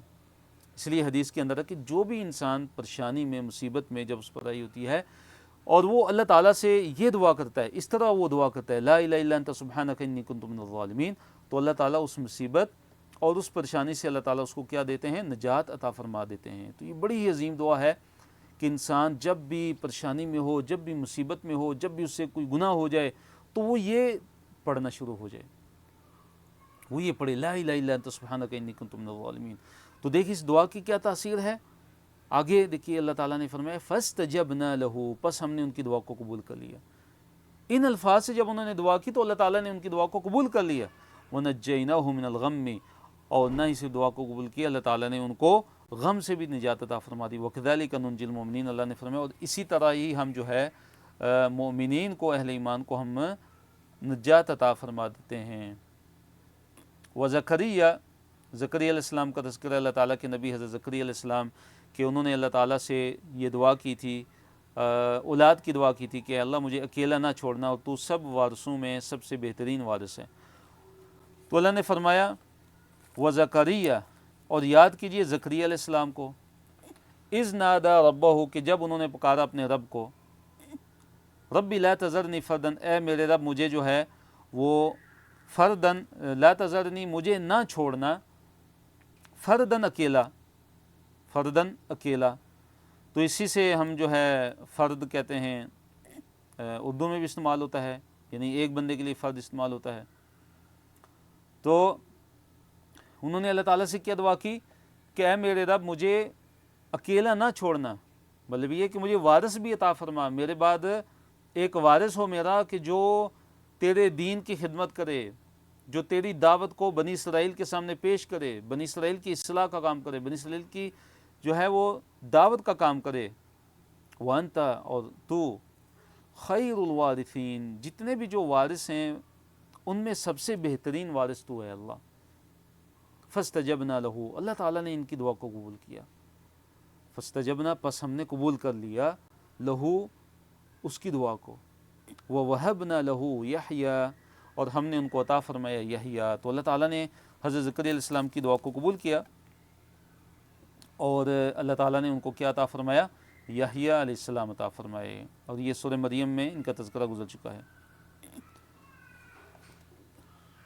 تو اللہ نے فرمایا وَأَصْلَحْنَا لَهُ زَوْجَهُ، وَأَصْلَحْنَا، اور ہم نے درست کر دی، لہو، اس کے لیے، زوجہ، اس کی بیوی، یعنی زکریا علیہ السلام کے لیے ان کی بیوی کو ہم نے درست کر دیا۔ درست کرنے سے کیا مراد ہے کہ ان کے اخلاق کو درست کر دیا، اور ایک اس سے مراد یہ ہے کہ جو وہ بانجھ پن تھا ان کے اندر، وہ اللہ تعالیٰ نے جو ہے وہ ختم کر دیا، پھر اللہ تعالیٰ نے ان کو یحییٰ علیہ السلام عطا فرمائے۔ اِنَّهُمْ كَانُوا يُسَارِعُونَ فِي الْخَيْرَاتِ، یہاں پہ اللہ تعالیٰ نے انبیاء علیہ السلام کی صفات کو ذکر کیا، 4 صفات کا اللہ تعالیٰ نے تذکرہ کیا۔ پہلی صفت کیا ہے کہ انہم، بے شک یہ، یعنی یہ سارے کے سارے انبیاء کیا تھے؟ کانو تھے وہ، یسارعون، جلدی کرتے تھے۔ دیکھیے کانا کے بعد جب فعل مضارع آتا ہے تو وہ پاسٹ کنٹینیوس کے معنی میں آتا ہے، مثلا وہ یہ کام کیا کرتا تھا۔ کانا جب آتا ہے فعل مضارع کے ساتھ تو اس کو کس چیز کا وہ معنی دیتا ہے کہ وہ کام جو ہے وہ کیا کرتا تھا۔ تو کانوا یسارعون فی الخیرات، وہ نیکی کے کاموں میں وہ جلدی کیا کرتے تھے۔ وَيَدْعُونَنَا، اور وہ ہمیں پکارتے تھے، رغباً، رغبت کے ساتھ، امید کے ساتھ، وَرَہَبًا، اور ڈرتے ہوئے، وہ ہمیں امید کے ساتھ پکارتے تھے اور ڈرتے ہوئے بھی پکارتے تھے۔ یعنی یہ نہیں کہ صرف امید ہی امید ہو اور اللہ تعالیٰ کے عذاب کا خوف نہ ہو، نہیں، اور یہ بھی نہیں کہ صرف اللہ تعالیٰ کے عذاب کا ہی خوف ہو اور اللہ تعالیٰ کی رحمت سے کوئی امید بھی نہ ہو، نہیں، ایسا نہیں۔ جو ایمان ہے وہ کیا ہے؟ امید اور خوف کے درمیان ہے ایمان، کہ انسان کو اللہ تعالیٰ کی رحمت سے امید بھی ہو اور اللہ تعالیٰ کے عذاب کا ڈر بھی ہو۔ وَكَانُوا لَنَا خَاشِعِينَ، وَكَانُوا، تھے وہ، لنا، ہمارے لیے، خاشعین، عاجزی اور انکساری کرنے والے، وہ اللہ تعالیٰ کے لیے عاجزی اور انکساری کرنے والے تھے۔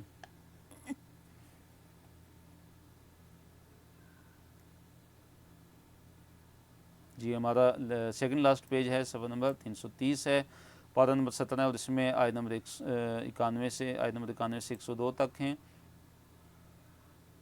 جی، یہاں پہ اللہ تعالیٰ نے فرمایا وَالَّتِي أَحْسَنَتْ فَرْجَهَا، اور یاد کیجئے اس کو کہ جس نے حفاظت کی، محفوظ رکھا، فرجہ، اپنی شرمگاہ کو، فَنَفَخْنَا، پس ہم نے پھونکا، فیہا، اس میں، من روحنا، اپنی روح میں سے، یعنی اس میں ہم نے اپنی روح پھونکی، وَجَعَلْنَاهَا، اور ہم نے بنا دیا تھا اس کو، وابنہا، اور اس کے بیٹے کو، آیتاً، ایک نشانی، للعالمین، جہانوں کے لیے۔ تو مراد کون ہے؟ حضرت مریم علیہ السلام ہے۔ تو یہاں پہ حضرت مریم اور حضرت عیسیٰ علیہم السلام کا تذکرہ ہے کہ حضرت مریم علیہ السلام نے اپنی شرمگاہ کو بری، یعنی کہ برائی سے، بدکاری سے انہوں نے اپنی شرمگاہ کو محفوظ رکھا، اور فَنَفَخْنَا فِيهَا مِن رُوحِنَا، پھر کیا ہوا کہ ہم نے ان میں اپنی روح کو پھونکا۔ تو روح سے مراد کیا ہے کہ جو اللہ تعالیٰ کی مخلوق روح، اللہ تعالیٰ نے جو روح پیدا کی، اور جبرائیل علیہ السلام کے واسطے سے، جبرائیل علیہ السلام کے ذریعے جو ہے وہ روح جو ہے پھونکی گئی حضرت مریم علیہ السلام میں، اور اللہ تعالیٰ نے حضرت عیسیٰ علیہ السلام کو بغیر باپ کے پیدا کیا۔ تو یہ جو واقعہ ہے مریم علیہ السلام کا اور حضرت عیسیٰ علیہ السلام کا، اس میں تمام جہان والوں کے لیے کیا ہیں؟ نشانیاں ہیں۔ ان ہذہ امتکم امتا واحدہ، اللہ تعالیٰ نے کیا فرمایا کہ یہ جو امت ہے، یہ جو تمہاری امت ہے، یہ کیا ہے؟ یہ ایک ہی امت ہے، یہ سارے کے سارے کیا ہیں؟ یہ ایک ہی امت ہیں۔ وَأَنَا رَبُّكُمْ، اور اللہ تعالیٰ نے کیا فرمایا؟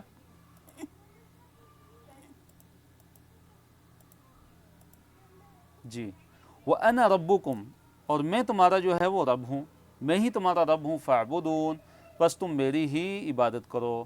تو یہاں دیکھیے امت سے مراد کیا؟ یہ دین ہے، یہاں امت سے کیا مراد ہے؟ دین ہے، یعنی تمہارا جو دین ہے اور جو تمہاری ملت ہے وہ ایک ہی ہے، وہ سب کے سب انبیاء کی جو دین کی جو ملت ہے، جو دین ہے، وہ ایک ہی ہے، اور وہ کیا ہے؟ دین توحید۔ وہ کیا ہے؟ دین توحید ہے، کہ جس کو سارے کے سارے انبیاء کیا ہے؟ سارے کے سارے انبیاء جس کو اس دین کو لے کر آئے، تو سب انبیاء کا جو دین ہے وہ کیا ہے؟ ایک ہی دین ہے۔ تو پھر اللہ تعالیٰ نے فرمایا وَتَقَطَّعُوا أَمْرَهُمْ بَيْنَهُمْ، وَتَقَطَّعُوا أَمْرَهُمْ بَيْنَهُمْ، اور وہ اپنے معاملے میں آپس میں ٹکڑے ٹکڑے ہو گئے۔ وَتَقَطَّعُوا، اور وہ ٹکڑے ٹکڑے ہو گئے، فرقے فرقے میں بٹ گئے، امرہم، اپنے معاملے میں، اپنے دین کے معاملے میں، بینہم، اپنے درمیان۔ کیا مراد ہے؟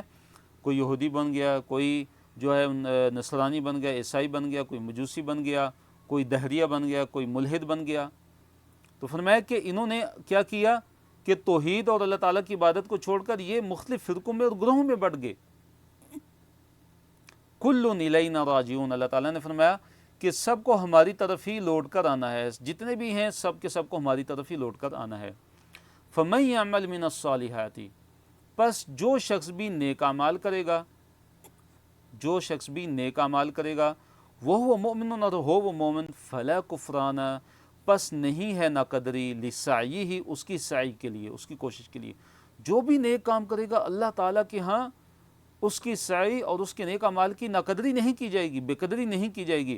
وَإِنَّا، اور بے شک ہم، لہو، اس کے لیے، کاتبون، لکھنے والے ہیں۔ کاتبون کی جمع کاتبون، کتب یکتبو، کتب اس نے لکھا، یکتبو لکھتا ہے، اس میں فاعل ہے کاتبون، لکھنے والا، اور اس کی جمع ہے کاتبون، لکھنے والے۔ تو اللہ تعالیٰ نے فرمایا کہ ہم ان کے لیے لکھنے والے ہیں، بلکہ جب قیامت کا دن ہوگا تو اپنے اعمال وہ اپنے سامنے پائیں گے، اپنے اعمال کیا کریں گے؟ وہ اپنے بالکل سامنے پائیں گے۔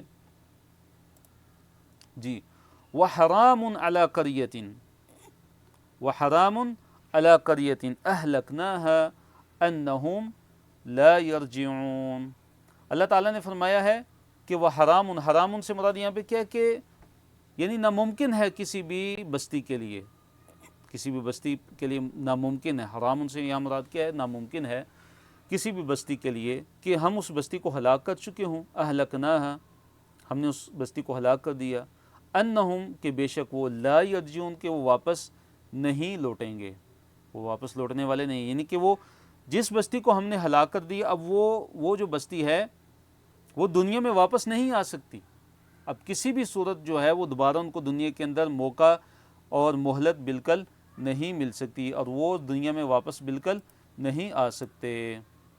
جی اللہ تعالیٰ نے فرمایا حتیٰ، یہاں تک کہ، حتیٰ یہاں تک کہ، اذا جب، فتحت، کھول دیے جائیں گے، یاجوج و ماجوج، یاجوج ماجوج، یہاں تک کہ جب یاجوج ماجوج جو ہے وہ کھول دیے جائیں گے، وَهُم مِّن كُلِّ حَدَبٍ، اور وہ کیا ہوں گے کہ ہر اونچی جگہ سے، ینسلون، دوڑتے ہوئے آئیں گے، وہ کیا ہوں گے؟ ہر اونچی جگہ سے کیا ہوں گے؟ دوڑتے ہوئے آئیں گے۔ تو اس سے مراد کیا ہے کہ قیامت کے قریب قرب قیامت وہ جو دیوار ہے جو ذوالقرنین نے بنائی تھی اس کا ٹوٹنا ہے، ٹوٹنا مراد ہے کہ جب وہ دیوار ٹوٹے گی تو کیا ہوگا کہ یاجوج ماجوج کیا ہے وہ غارت گری کرتے ہوئے وہ دنیا کے اندر جو ہے جو اس زمین پہ جو ہے وہ ایسے وہ نکلیں گے کہ جیسے کہ وہ بلندیوں سے وہ آ رہے ہوں، جیسے ہر اونچی جگہ سے وہ دوڑتے ہوئے آئیں گے، وہ ایسے وہ آئیں گے کہ جیسے ایسے لگے گا یا حقیقتاً میں ایسے محسوس ہوگا کہ وہ ہر اونچی جگہ سے کیا آئیں کہ وہ دوڑتے ہوئے آ رہے ہوں گے۔ تو کیا ہے کہ اللہ تعالیٰ ان کو پھر اس کے بعد جو ہے وہ ہلاک کر دیں گے، اور یاجوج ماجوج کا جو نکلنا ہے یہ قیامت کی نشانیوں میں سے ہے، یہ قیامت کی نشانیوں میں سے ہے۔ اور حدب ان سے کیا مراد ہے؟ ہر اونچی جگہ، ہر اونچی جگہ سے وہ دوڑتے ہوئے آئیں گے، ینسلون وہ ہر اونچی جگہ سے کیا ہوں گے، وہ دوڑتے ہوئے آئیں گے۔ پھر اللہ تعالیٰ نے فرمایا کہ وقترب الوعد الحق، وقترب انتہائی قریب آ چکا، انتہائی قریب آ جائے گا، الوعد الحق سچا وعدہ، جب سچا وعدہ انتہائی قریب آ جائے گا، اور سچے وعدے سے مراد کیا ہے کہ قیامت کا وعدہ، قیامت کا وعدہ کہ جو بالکل قریب آ جائے گا، اور جب قیامت برپا ہو جائے گی تو کیا ہوگا کہ جو اس وقت کافر وہاں پہ موجود ہوں گے، کافر جو قیامت قائم ہونے کے وقت جو موجود ہوں گے، تو کیا ہوگا کہ ان کی آنکھیں پھٹی کی پھٹی رہ جائیں گی، اور وہ کیا کہیں گے، یا ویلنا قد کنا فی غفلۃ من ھذا، اے ہماری، ہائے ہماری جو ہے بربادی، ہماری تباہی اور ہلاکت، کہ ہم تو اس سے غفلت میں تھے، بلکہ ہم ہی ظالم تھے۔ تو اللہ تعالیٰ نے فرمایا فَإِذَا، پس اچانک کیسے ہوگا، ہیا وہ شاخصۃ، فَإِذَا ہیا شاخصۃ یعنی پھٹی کی پھٹی رہ جائیں گی، ابصار الذین کفروا، ان کی ابصار، بصر کی جمع آنکھیں، کہ جنہوں نے کفر کیا ہوگا، ان کی آنکھیں پھٹی کی پھٹی رہ جائیں گی، اور وہ کیا کہیں گے، یا ویلنا، اے ہماری بربادی، قد کنا فی غفلۃ من ھذا، ہم تو اس کی طرف سے ہم غفلت میں تھے، ہم قیامت کی طرف سے ہم تو بڑی غفلت میں تھے، بل کنا ظالمین، بلکہ ہم کیا تھے، بلکہ ہم ظالم تھے، بلکہ ہم ہی ظلم کرنے والے تھے۔ انکم وما تعبدون من دون اللہ، اللہ تعالیٰ نے فرمایا کہ بے شک تم اور جن کی تم اللہ تعالیٰ کے علاوہ عبادت کرتے ہو، انکم بے شک تم، وما تعبدون اور جن کی تم اللہ تعالیٰ کی عبادت کرتے ہو، اللہ تعالیٰ کے سوا جن کو تم پوجتے ہو، حسب جہنم، تم کیا ہو، جہنم کا ایندھن ہو، تم جن کی عبادت کرتے ہو، یعنی انکم تم اور جن کی تم عبادت کرتے ہو اللہ تعالیٰ کے علاوہ، تم سارے کے سارے کیا ہو، جہنم کا ایندھن بننے والے ہو، تم تو جہنم کا ایندھن ہو، انتم، تم، لہا، اس میں، واردون، داخل ہونے والے ہو، تم جہنم میں کیا ہونے والے ہو، داخل ہونے والے ہو۔ تو مراد یہ ہے کہ جو مشرکین ہیں، جن کی وہ مورتیوں کی عبادت کرتے تھے، بتوں کی عبادت کرتے تھے، جو جمادات، جو غیر عاقل ہیں، تو اللہ تعالیٰ نے ان کے بارے میں کیا فرمایا کہ یہ اور ان کی عبادت کرنے والے سارے کے سارے کیا ہیں، جہنم میں جانے والے ہیں۔ اور مورتیوں کا جہنم میں پھینکنا، جو ان کے بت ہیں اور جو جس کی بھی عبادت کرتے ہیں، تو وہ بھی جہنم میں جائیں گے، یعنی ان کے معبود بھی، معبودان باطلہ بھی، اور عبادت گزار بھی، عبادت کرنے والے، یہ دونوں کیا ہوں گے، جہنم میں جائیں گے۔ اور اس کی وجہ کیا ہے، اس کی حکمت کیا ہے، تاکہ وہ ذلیل اور خوار ہوں، تاکہ جہنم میں جب ان کو دیکھیں گے تو ان کی ذلت میں اضافہ ہوگا، کہ دنیا میں ان کی عبادت کرتے رہے، ان کو اپنا خدا سمجھتے رہے، آج یہ بھی ان کے ساتھ دوزخ میں ہیں، یہ بھی ان کے ساتھ جہنم میں ہیں۔ تو یہ حکمت ہوگی اللہ تعالیٰ کی کہ ان کے معبودوں کو بھی جہنم میں پھینک دیا جائے گا، لیکن اس میں وہ مستثنیٰ ہیں، وہ اللہ تعالیٰ کے نیک لوگ، اللہ تعالیٰ کے نیک بندے، جو انبیاء ہیں، جو صلحاء ہیں، جو رسول ہیں، کہ جن کی جو مشرک لوگ دنیا کے اندر ناحق عبادت کرتے تھے، یہ اس میں مستثنیٰ ہے، کیونکہ وہ تو جہنم میں داخل ہونے والے نہیں ہیں۔ جیسے اشارہ ہے اگلی آیت میں، اس سے اگلی آیت کے اندر، تو اللہ تعالیٰ نے فرمایا لَوْ كَانَ هَؤُلَاءِ آلِهَةً مَا وَرَدُوهَا، اللہ نے فرمایا لو کان، اگر ہوتے، ہؤلاء یہ آلِهَةً معبود، ما وردوها تو وہ نہ داخل ہوتے اس جہنم میں۔ اللہ نے کیا دلیل دی کہ دیکھو، اگر یہ تمہارے معبود، اگر واقعتاً حقیقتاً یہ معبود ہوتے، آلہہ ہوتے، معبود ہوتے، تمہارے حقیقی خدا اگر ہوتے، تو یہ کبھی بھی جہنم میں داخل نہ ہوتے۔ ابھی جہنم میں داخل ہونا ہے انہوں نے تمہارے ساتھ، ان کو بھی جہنم میں، دوزخ میں پھینک دیا جائے گا تمہارے ساتھ۔ یہ جو بے جان ہیں، جن کی بے جان چیزوں کی دنیا کے اندر تم عبادت کرتے رہے ہو، تو اگر یہ خدا ہوتے، اگر یہ معبود ہوتے، تو یہ کبھی بھی جہنم میں داخل نہ ہوتے۔ اپنے آپ کو تو کم سے کم روک سکتے، نہ اپنے آپ کو روک سکیں تو تمہیں کہاں وہ روک سکیں گے جہنم میں جو ہے وہ داخل ہونے سے۔ فرمایا وَكُلٌّ فِيهَا خَالِدٌ، وَكُلٌّ، اور سارے کے سارے، فیہا، اس جہنم میں، خالدون، ہمیشہ رہنے والے ہیں۔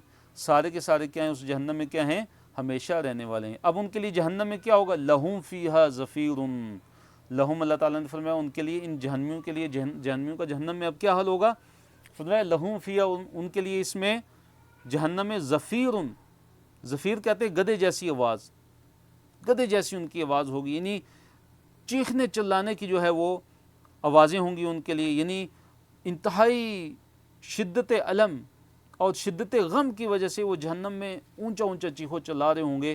تو اب کیا ہوگا کہ وہ جو ہے جہنم کے اندر کوئی پھر جو ہے ان کو سنائی بھی کوئی بات نہیں دے گی، وہم اور وہ فیہا اس جہنم میں لا یسمعون وہ نہیں سنیں گے، ان کو کچھ سنائی بھی نہیں دے گا، دوسری آواز ان کو جہنم کے اندر کیا ہوگا سنائی نہیں دے گی۔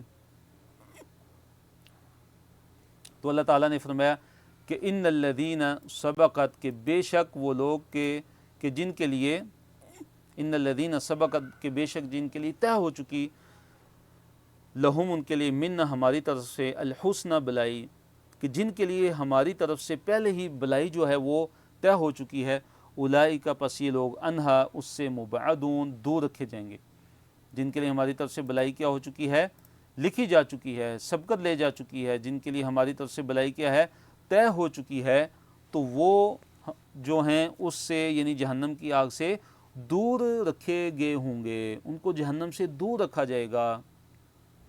تو یہ جو اللہ تعالیٰ نے فرمایا کہ جن کے لیے ہماری طرف سے جو ہے وہ بلائی پہلے طے ہو چکی ہے وہ جہنم سے دور رکھے جائیں گے، تو یہ کسی کے ذہن میں اشکال پیدا ہو سکتا تھا کہ مشرکین کے جو معبود ہیں وہ تو جو مورتیاں ہیں جو بت وغیرہ ان کے ساتھ جہنم میں ڈالے جائیں گے، جو سورج کی پوجا کرتے تھے، جو چاند کی پوجا کرتے تھے، جو بھی جو بے جان چیزوں کی پوجا کرتے تھے وہ تو ان کے ساتھ جو جہنم میں ڈالے جائیں گے، تو پھر جو ہے اس سے تو پھر جو عیسیٰ علیہ السلام کے لوگ عبادت کرتے رہے، عزیر علیہ السلام کی عبادت کرتے رہے، فرشتوں کی صالحین کی عبادت کرتے رہے، تو کیا وہ بھی جہنم میں جائیں گے؟ تو اس اشکال کا جواب اس آیت کے اندر دیا گیا کہ نہیں، یہ لوگ جہنم میں نہیں جائیں گے بلکہ یہ تو اس سے دور رکھے جائیں گے، انتہائی دور رکھے جائیں گے، اور ان کا تو حال یہ ہوگا کہ لا یسمعون حسیسہ وہ نہیں سنیں گے حسیسہ اس کی آہٹ، یعنی جہنم کی آہٹ تک نہیں سنیں گے۔ یہ جو اللہ تعالیٰ کے نیک بندے، جو اللہ تعالیٰ کے انبیاء ہیں، جو صلحاء ہیں، یہ تو جہنم کی آہٹ تک نہیں سنیں گے۔ حسیس کسے کہتے ہیں؟ آہٹ، ہلکی سی آواز۔ اور اب جنت کے اندر ان لوگوں کا کیا حال ہوگا، کیسے یعنی کس حالت میں ہوں گے وہ؟ فرمایا وہم اور وہ فی ہوں گے ما اس میں اشتہت جو چاہیں گے انفسہم ان کے دل، خالدون ہمیشہ رہنے والے، یعنی جنت کے اندر جس چیز کا ان کا دل چاہے گا وہ چیز ان کو ملے گی، وہ تو ان نعمتوں میں ہوں گے کہ جن نعمتوں کا ان کو دل کرے گا وہ نعمتیں ان کے لیے حاضر ہو جائیں گی، تو ان نعمتوں کے اندر وہ کیا ہوں گے؟ ہمیشہ ہمیش کے لیے رہنے والے ہوں گے۔ آخری صفحے کی طرف ہم آتے ہیں، صفحہ نمبر 331 سے پارہ نمبر جو ہے وہ 17 ہے، اور اس میں آیت نمبر 103 سے لے کر آیت نمبر 112 تک ہے۔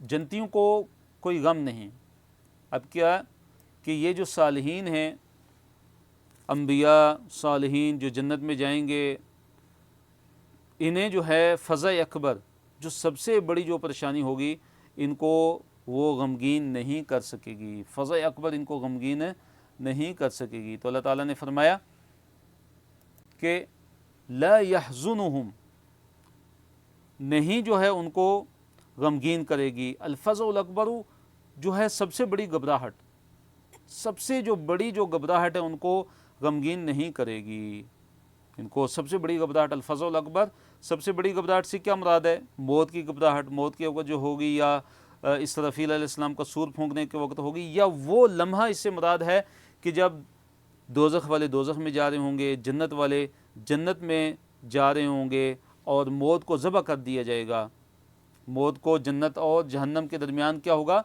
ذبح کر دیا جائے گا، تو اس وقت جو گھبراہٹ ہوگی وہ سب سے بڑی گھبراہٹ ہوگی، اس گھبراہٹ کا کوئی بھی دنیا اور آخرت کی گھبراہٹ جو ہم مقابلہ نہیں کر سکتی۔ تو اللہ تعالیٰ نے فرمایا یہ تو ایسے لوگ ہیں، اللہ تعالیٰ کے انبیاء، اللہ تعالیٰ کے صلحاء، اللہ تعالیٰ کے نیک لوگ، کہ جو سب سے بڑی جو گھبراہٹ ہے وہ ان کو غمگین نہیں کرے گی۔ وَتَتَلَقَّاهُمُ الْمَلَائِكَةُ اللہ تعالیٰ نے فرمایا وَتَتَلَقَّاهُمُ الْمَلَائِكَةُ اور فرشتے انہیں آگے سے لینے کے لیے آئیں گے، فرشتے ان کا استقبال کریں گے، فرشتے ان کو لینے کے لیے آئیں گے اور انہیں کیا کہیں گے، ھذا یومکم، یہ ہے تمہارا وہ دن، الذی کنتم توعدون، کہ جس کا تم وعدہ دیے جاتے تھے، کہ جس کا تم وعدہ کیے جاتے تھے، یہ ہے وہ تمہارا دن کا جس کا تم دنیا کے اندر وعدہ دیے جاتے تھے، اور آج یہ حقیقت جو ہے وہ پوری ہو چکی ہے۔ یوم نطوی السماء کطی السجل للکتب، یہاں پہ اللہ تعالیٰ نے آسمان کے بارے میں ذکر کیا کہ آسمان کی کیا حالت ہوگی قیامت کے دن۔ فرمایا یوم، جس دن نطوی، ہم لپیٹ دیں گے، السماء، آسمان کو۔ اللہ اکبر، دیکھیے اللہ تعالیٰ کی عظمت، اللہ تعالیٰ کی عظیم قدرت کہ اللہ تعالیٰ آسمان کو بھی لپیٹ کر رکھ دیں گے۔ کیسے؟ قطعی السجل للکتب، کہ جیسے کاتب ہوتا ہے، ایک کاتب لکھنے والا، وہ کتابوں کو جیسے لپیٹ کر رکھ دیتا ہے، جیسے ایک کاتب کتابوں کو جو ہے وہ لپیٹ کر رکھ دیتا ہے، ایسے ہم جو ہے آسمان کو قیامت کے دن لپیٹ کر رکھ دیں گے، اس کو لپیٹ دیں گے۔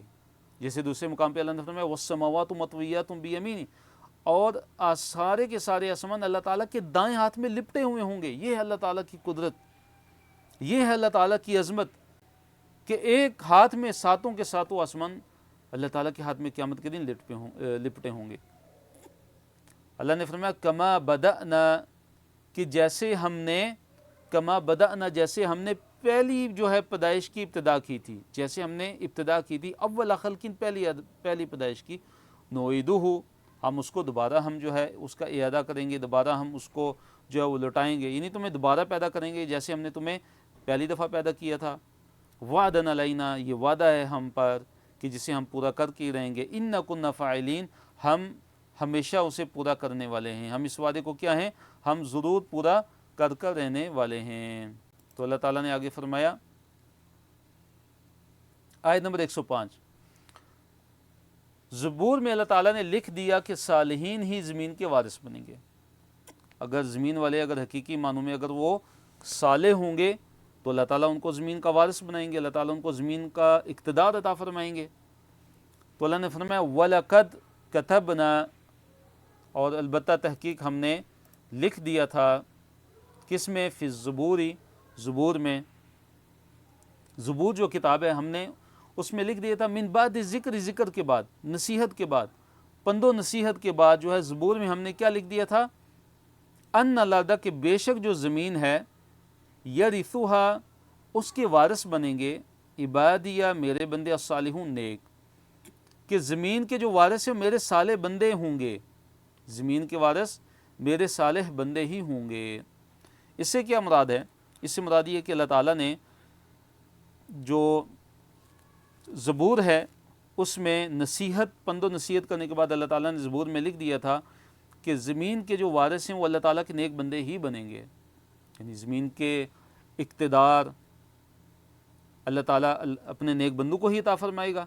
تو آج مسلمانوں کو اقتدار کیوں نہیں ہے، مسلمانوں کا جو ہے حکم کیوں نہیں چلتا دنیا میں؟ اس لیے کہ ہم صالح نہیں، ہم نیک نہیں رہے، ہم اللہ تعالیٰ کی کتاب قرآن سے دور ہو گئے، ہمارا ایمان کمزور ہو گیا۔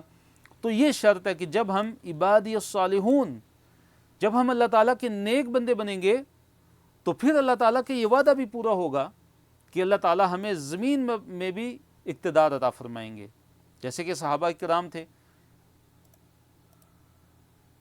ان فی ھذا لبلاغا لقوم عابدین، تو اللہ تعالیٰ نے فرمایا ان فی ھذا لبلاغا لقوم عابدین، کہ بلا شبہ اس میں کیا ہے، لبلاغا، یقیناً ایک پیغام ہے، لقوم، اس قوم کے لیے، عابدین، جو عبادت گزار ہیں۔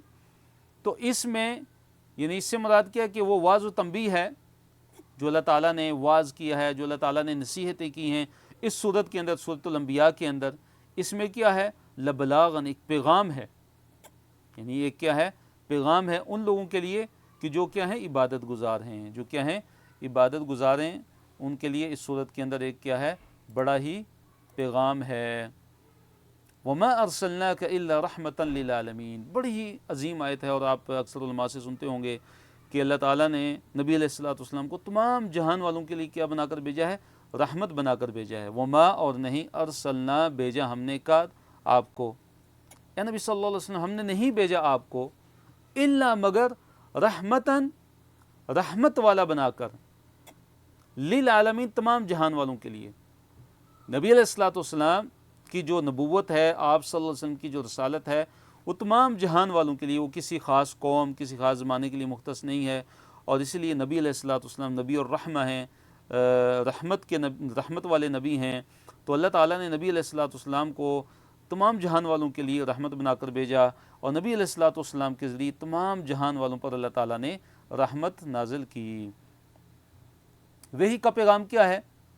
کہ وحی کا پیغام یہ ہے کہ معبود تمہارا صرف اور صرف ایک اللہ تعالیٰ ہی ہے، اور شرک کی کوئی گنجائش نہیں اس کائنات کے اندر، شرک کا کوئی وجود نہیں ہے، شرک کی کوئی حقیقت نہیں۔ اگر حقیقت ہے تو وہ صرف اور صرف اللہ رب العالمین کی توحید ہے، اللہ تعالیٰ کی وحدانیت ہے کہ اللہ تعالیٰ کا کوئی بھی شریک نہیں ہے، نہ اللہ تعالیٰ کی ذات کے اندر، نہ اللہ تعالیٰ کی صفات کے اندر، نہ ہی اللہ تعالیٰ کی اسماء کے اندر۔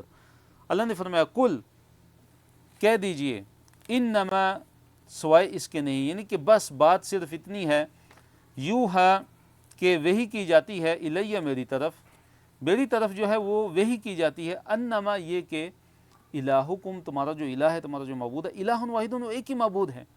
میری طرف تو یہ وحی کی جاتی ہے کہ تمہارا جو معبود ہے وہ صرف ایک ہی معبود ہے، وہ اللہ تعالیٰ ہے۔ فہل پس کیا انتم تم مسلمون تم فرما بردار بنتے ہو، تم سر تسلیم خم کرتے ہو یا نہیں؟ مطلب یہ ہے کہ تم سر تسلیم خم کر لو، تم مسلم بن جاؤ، تم اللہ تعالیٰ کے فرما بردار بن جاؤ۔ اگر نہ مانے تو بس خبردار کر دیں، اگر نہیں مانتے یہ مشرکین، یہ کفار، تو ان کو خبردار کر دیجئے۔ فَإِن تَوَلَّوْا کیا کہ پس اگر وہ جو ہے وہ منہ موڑ لیتے ہیں، منہ پھیر لیتے ہیں، فَقُلْ پس آپ کہہ دیجئے نبی صلی اللہ علیہ وسلم، آپ ان سے کیا دیجئے، ان سے کیا کہیے، ان سے کیا کہنا ہے؟ آذنتکم علی سوا، آذنتکم کہ ان کو اس طرح خبردار کر دیا، علی سوا کہ ہم اور تم برابر ہیں، آذنتکم کہ میں نے تمہیں خبردار کر دیا ہے، علی سوا برابری پر، کہ میں اور آپ جو ہے کیا ہیں، برابر ہیں۔ مطلب یہ ہے کہ تم نے توحید سے منہ اگر موڑا ہے تو ہم نے بھی شرک سے منہ موڑ لیا ہے، اور تمہیں یہ بات معلوم ہونی چاہیے اے کفار مکہ، مشرکین مکہ، کہ تم نے توحید سے اگر منہ موڑا ہے تو ہم نے تمہارے شرک سے بھی مکمل طور پر منہ موڑ لیا ہے۔ اس لیے تم یہ جانتے ہو کہ ہم نے تمہارے شرک سے منہ موڑ لیا ہے، اور ہم جانتے ہیں کہ تم نے ہماری توحید سے منہ موڑ لیا ہے، تو اب کیا ہیں کہ ہم دونوں کیا ہیں، برابر ہیں، تاکہ یہ بات تمہیں معلوم ہو جائے کہ ہم دونوں کیا ہو گئے ہیں، ہم برابر ہو گئے ہیں اس معاملے میں، کہ اس علم میں کہ ہمیں علم ہے کہ تم نے جو ہے توحید سے منہ موڑا ہے، اور تمہیں علم ہے کہ ہم نے تمہارے شرک سے مکمل طور پر ہم نے بیزاری کا اعلان کر دیا ہے۔ وَإِنْ أَدْرِي اور نہیں میں جانتا، ان سے مراد یہاں پہ کیا، ان یہاں پہ نافیہ ہے، وَإِنْ أَدْرِي اور میں نہیں جانتا، کیا قریب ہے، ام یا بعید دور ہے، کیا چیز، ما توعدون جس کا تم سے وعدہ کیا جاتا ہے۔ اے نبی صلی اللہ علیہ وسلم آپ ان سے کہہ دیجئے، آپ ان کے سامنے اعلان کر دیجئے کہ مجھے نہیں معلوم کہ جس چیز کا تم سے وعدہ کیا جاتا ہے وہ قریب ہے یا تم سے کیا ہے، دور ہے۔ مراد جو ہے قیامت ہے یا غلبہ اسلام ہے، قیامت کا وعدہ کفار مکہ جو قیامت کا وعدہ تمہیں دیا جاتا ہے، یا غلبہ اسلام کا جو وعدہ دیا جاتا ہے، اس کا وعدے کا پورے ہونے کا وقت کس کو معلوم ہے؟ صرف اور صرف اللہ رب العالمین کی ذات کو معلوم ہے۔ آیت نمبر 110 میں کہ اللہ تعالیٰ جہری اور چھپی بات سب کو اللہ تعالیٰ جاننے والا ہے۔ اسی طرح آزمائش یا وقتی فائدہ اس کا بیان ہے آیت نمبر 110 کے اندر۔ آیت نمبر 111 میں کہ نبی صلی اللہ علیہ وسلم نے کیا فرمایا کہ اے اللہ حق کا فیصلہ کر دے۔ آیت نمبر 110 انہو کہ بے شک وہ یعنی اللہ تعالیٰ یعلم وہ جانتا ہے، الجہر من القول اونچی بات کو، بلند آواز سے کی ہوئی بات کو اللہ تعالیٰ جانتا ہے، وَيَعْلَمُ اور وہ اللہ تعالیٰ جانتا ہے ما تکتمون جو تم جو ہے اللہ تعالیٰ سے چھپاتے ہو، جو تم چھپاتے ہو وہ بھی اللہ تعالیٰ جانتا ہے۔ اللہ تعالیٰ کا علم کتنا زبردست ہے کہ اگر ہم اونچی آواز میں بات کریں یا ہم نیچی آواز میں بات کریں، یا ہم سرگوشی کریں، یا ہم جو ہے صرف دل میں اپنی بات کو رکھیں، تو اللہ تعالیٰ سب چیزوں کو اللہ تعالیٰ جاننے والا ہے، کھلی اور پوشیدہ چیزوں سب کو اللہ تعالیٰ جاننے والا ہے۔ وَإِنْ أَدْرِي، اور نہیں میں جانتا، اور میں نہیں جانتا، لَعَلَّهُ، کہ ہو سکتا ہے یہ فتنۃ لکم، یہ تمہارے لیے کیا ہو کہ یہ فتنہ ہو تمہارے لیے، یعنی تم پر جو عذاب ہے اس میں تاخیر ہو رہی ہے تمہارے لیے، تم پر عذاب جو ہے وہ جلدی نہیں آ رہا، تو میں نہیں جانتا، ہو سکتا ہے اس میں تمہارے لیے آزمائش ہو کہ تمہیں کیا ہے مہلت ملے اور تم اپنے کفر میں اور بڑھ جاؤ، پھر اچانک اللہ تعالیٰ کی طرف سے موت آ جائے، پکڑ آ جائے، اللہ تعالیٰ کا عذاب آ جائے تم پر۔ وَمَتَاعٌ إِلَىٰ حِينٍ، اور جو ہے ایک مقرر وقت تک، إِلَىٰ حِين، ایک مقرر وقت تک کیا ہو تمہارے لیے، متاع ہو، تمہارے لیے فائدہ اٹھانا ہو تاکہ تم کفر میں بڑھ جاؤ۔ اس لیے مجھے اس کا علم نہیں ہے کہ ہو سکتا ہے کہ یہ جو عذاب جس کا تم مطالبہ کرتے ہو، جس کے جلدی آنے کا مطالبہ کرتے ہو، یہ تو تمہارے لیے کیا ہے، تمہارے لیے یہ فتنہ ہو سکتا ہے، تمہارے لیے کہ آزمائش کا یہ باعث ہو سکتا ہے، اور تمہارے لیے کیا متاع ہے، ایک فائدہ اٹھانا ہے ایک مقرر وقت تک کہ تم فائدہ اٹھا لو، اس کے بعد جب تمہارا مقرر وقت آ جائے گا تو پھر تمہیں مہلت نہیں ملے گی۔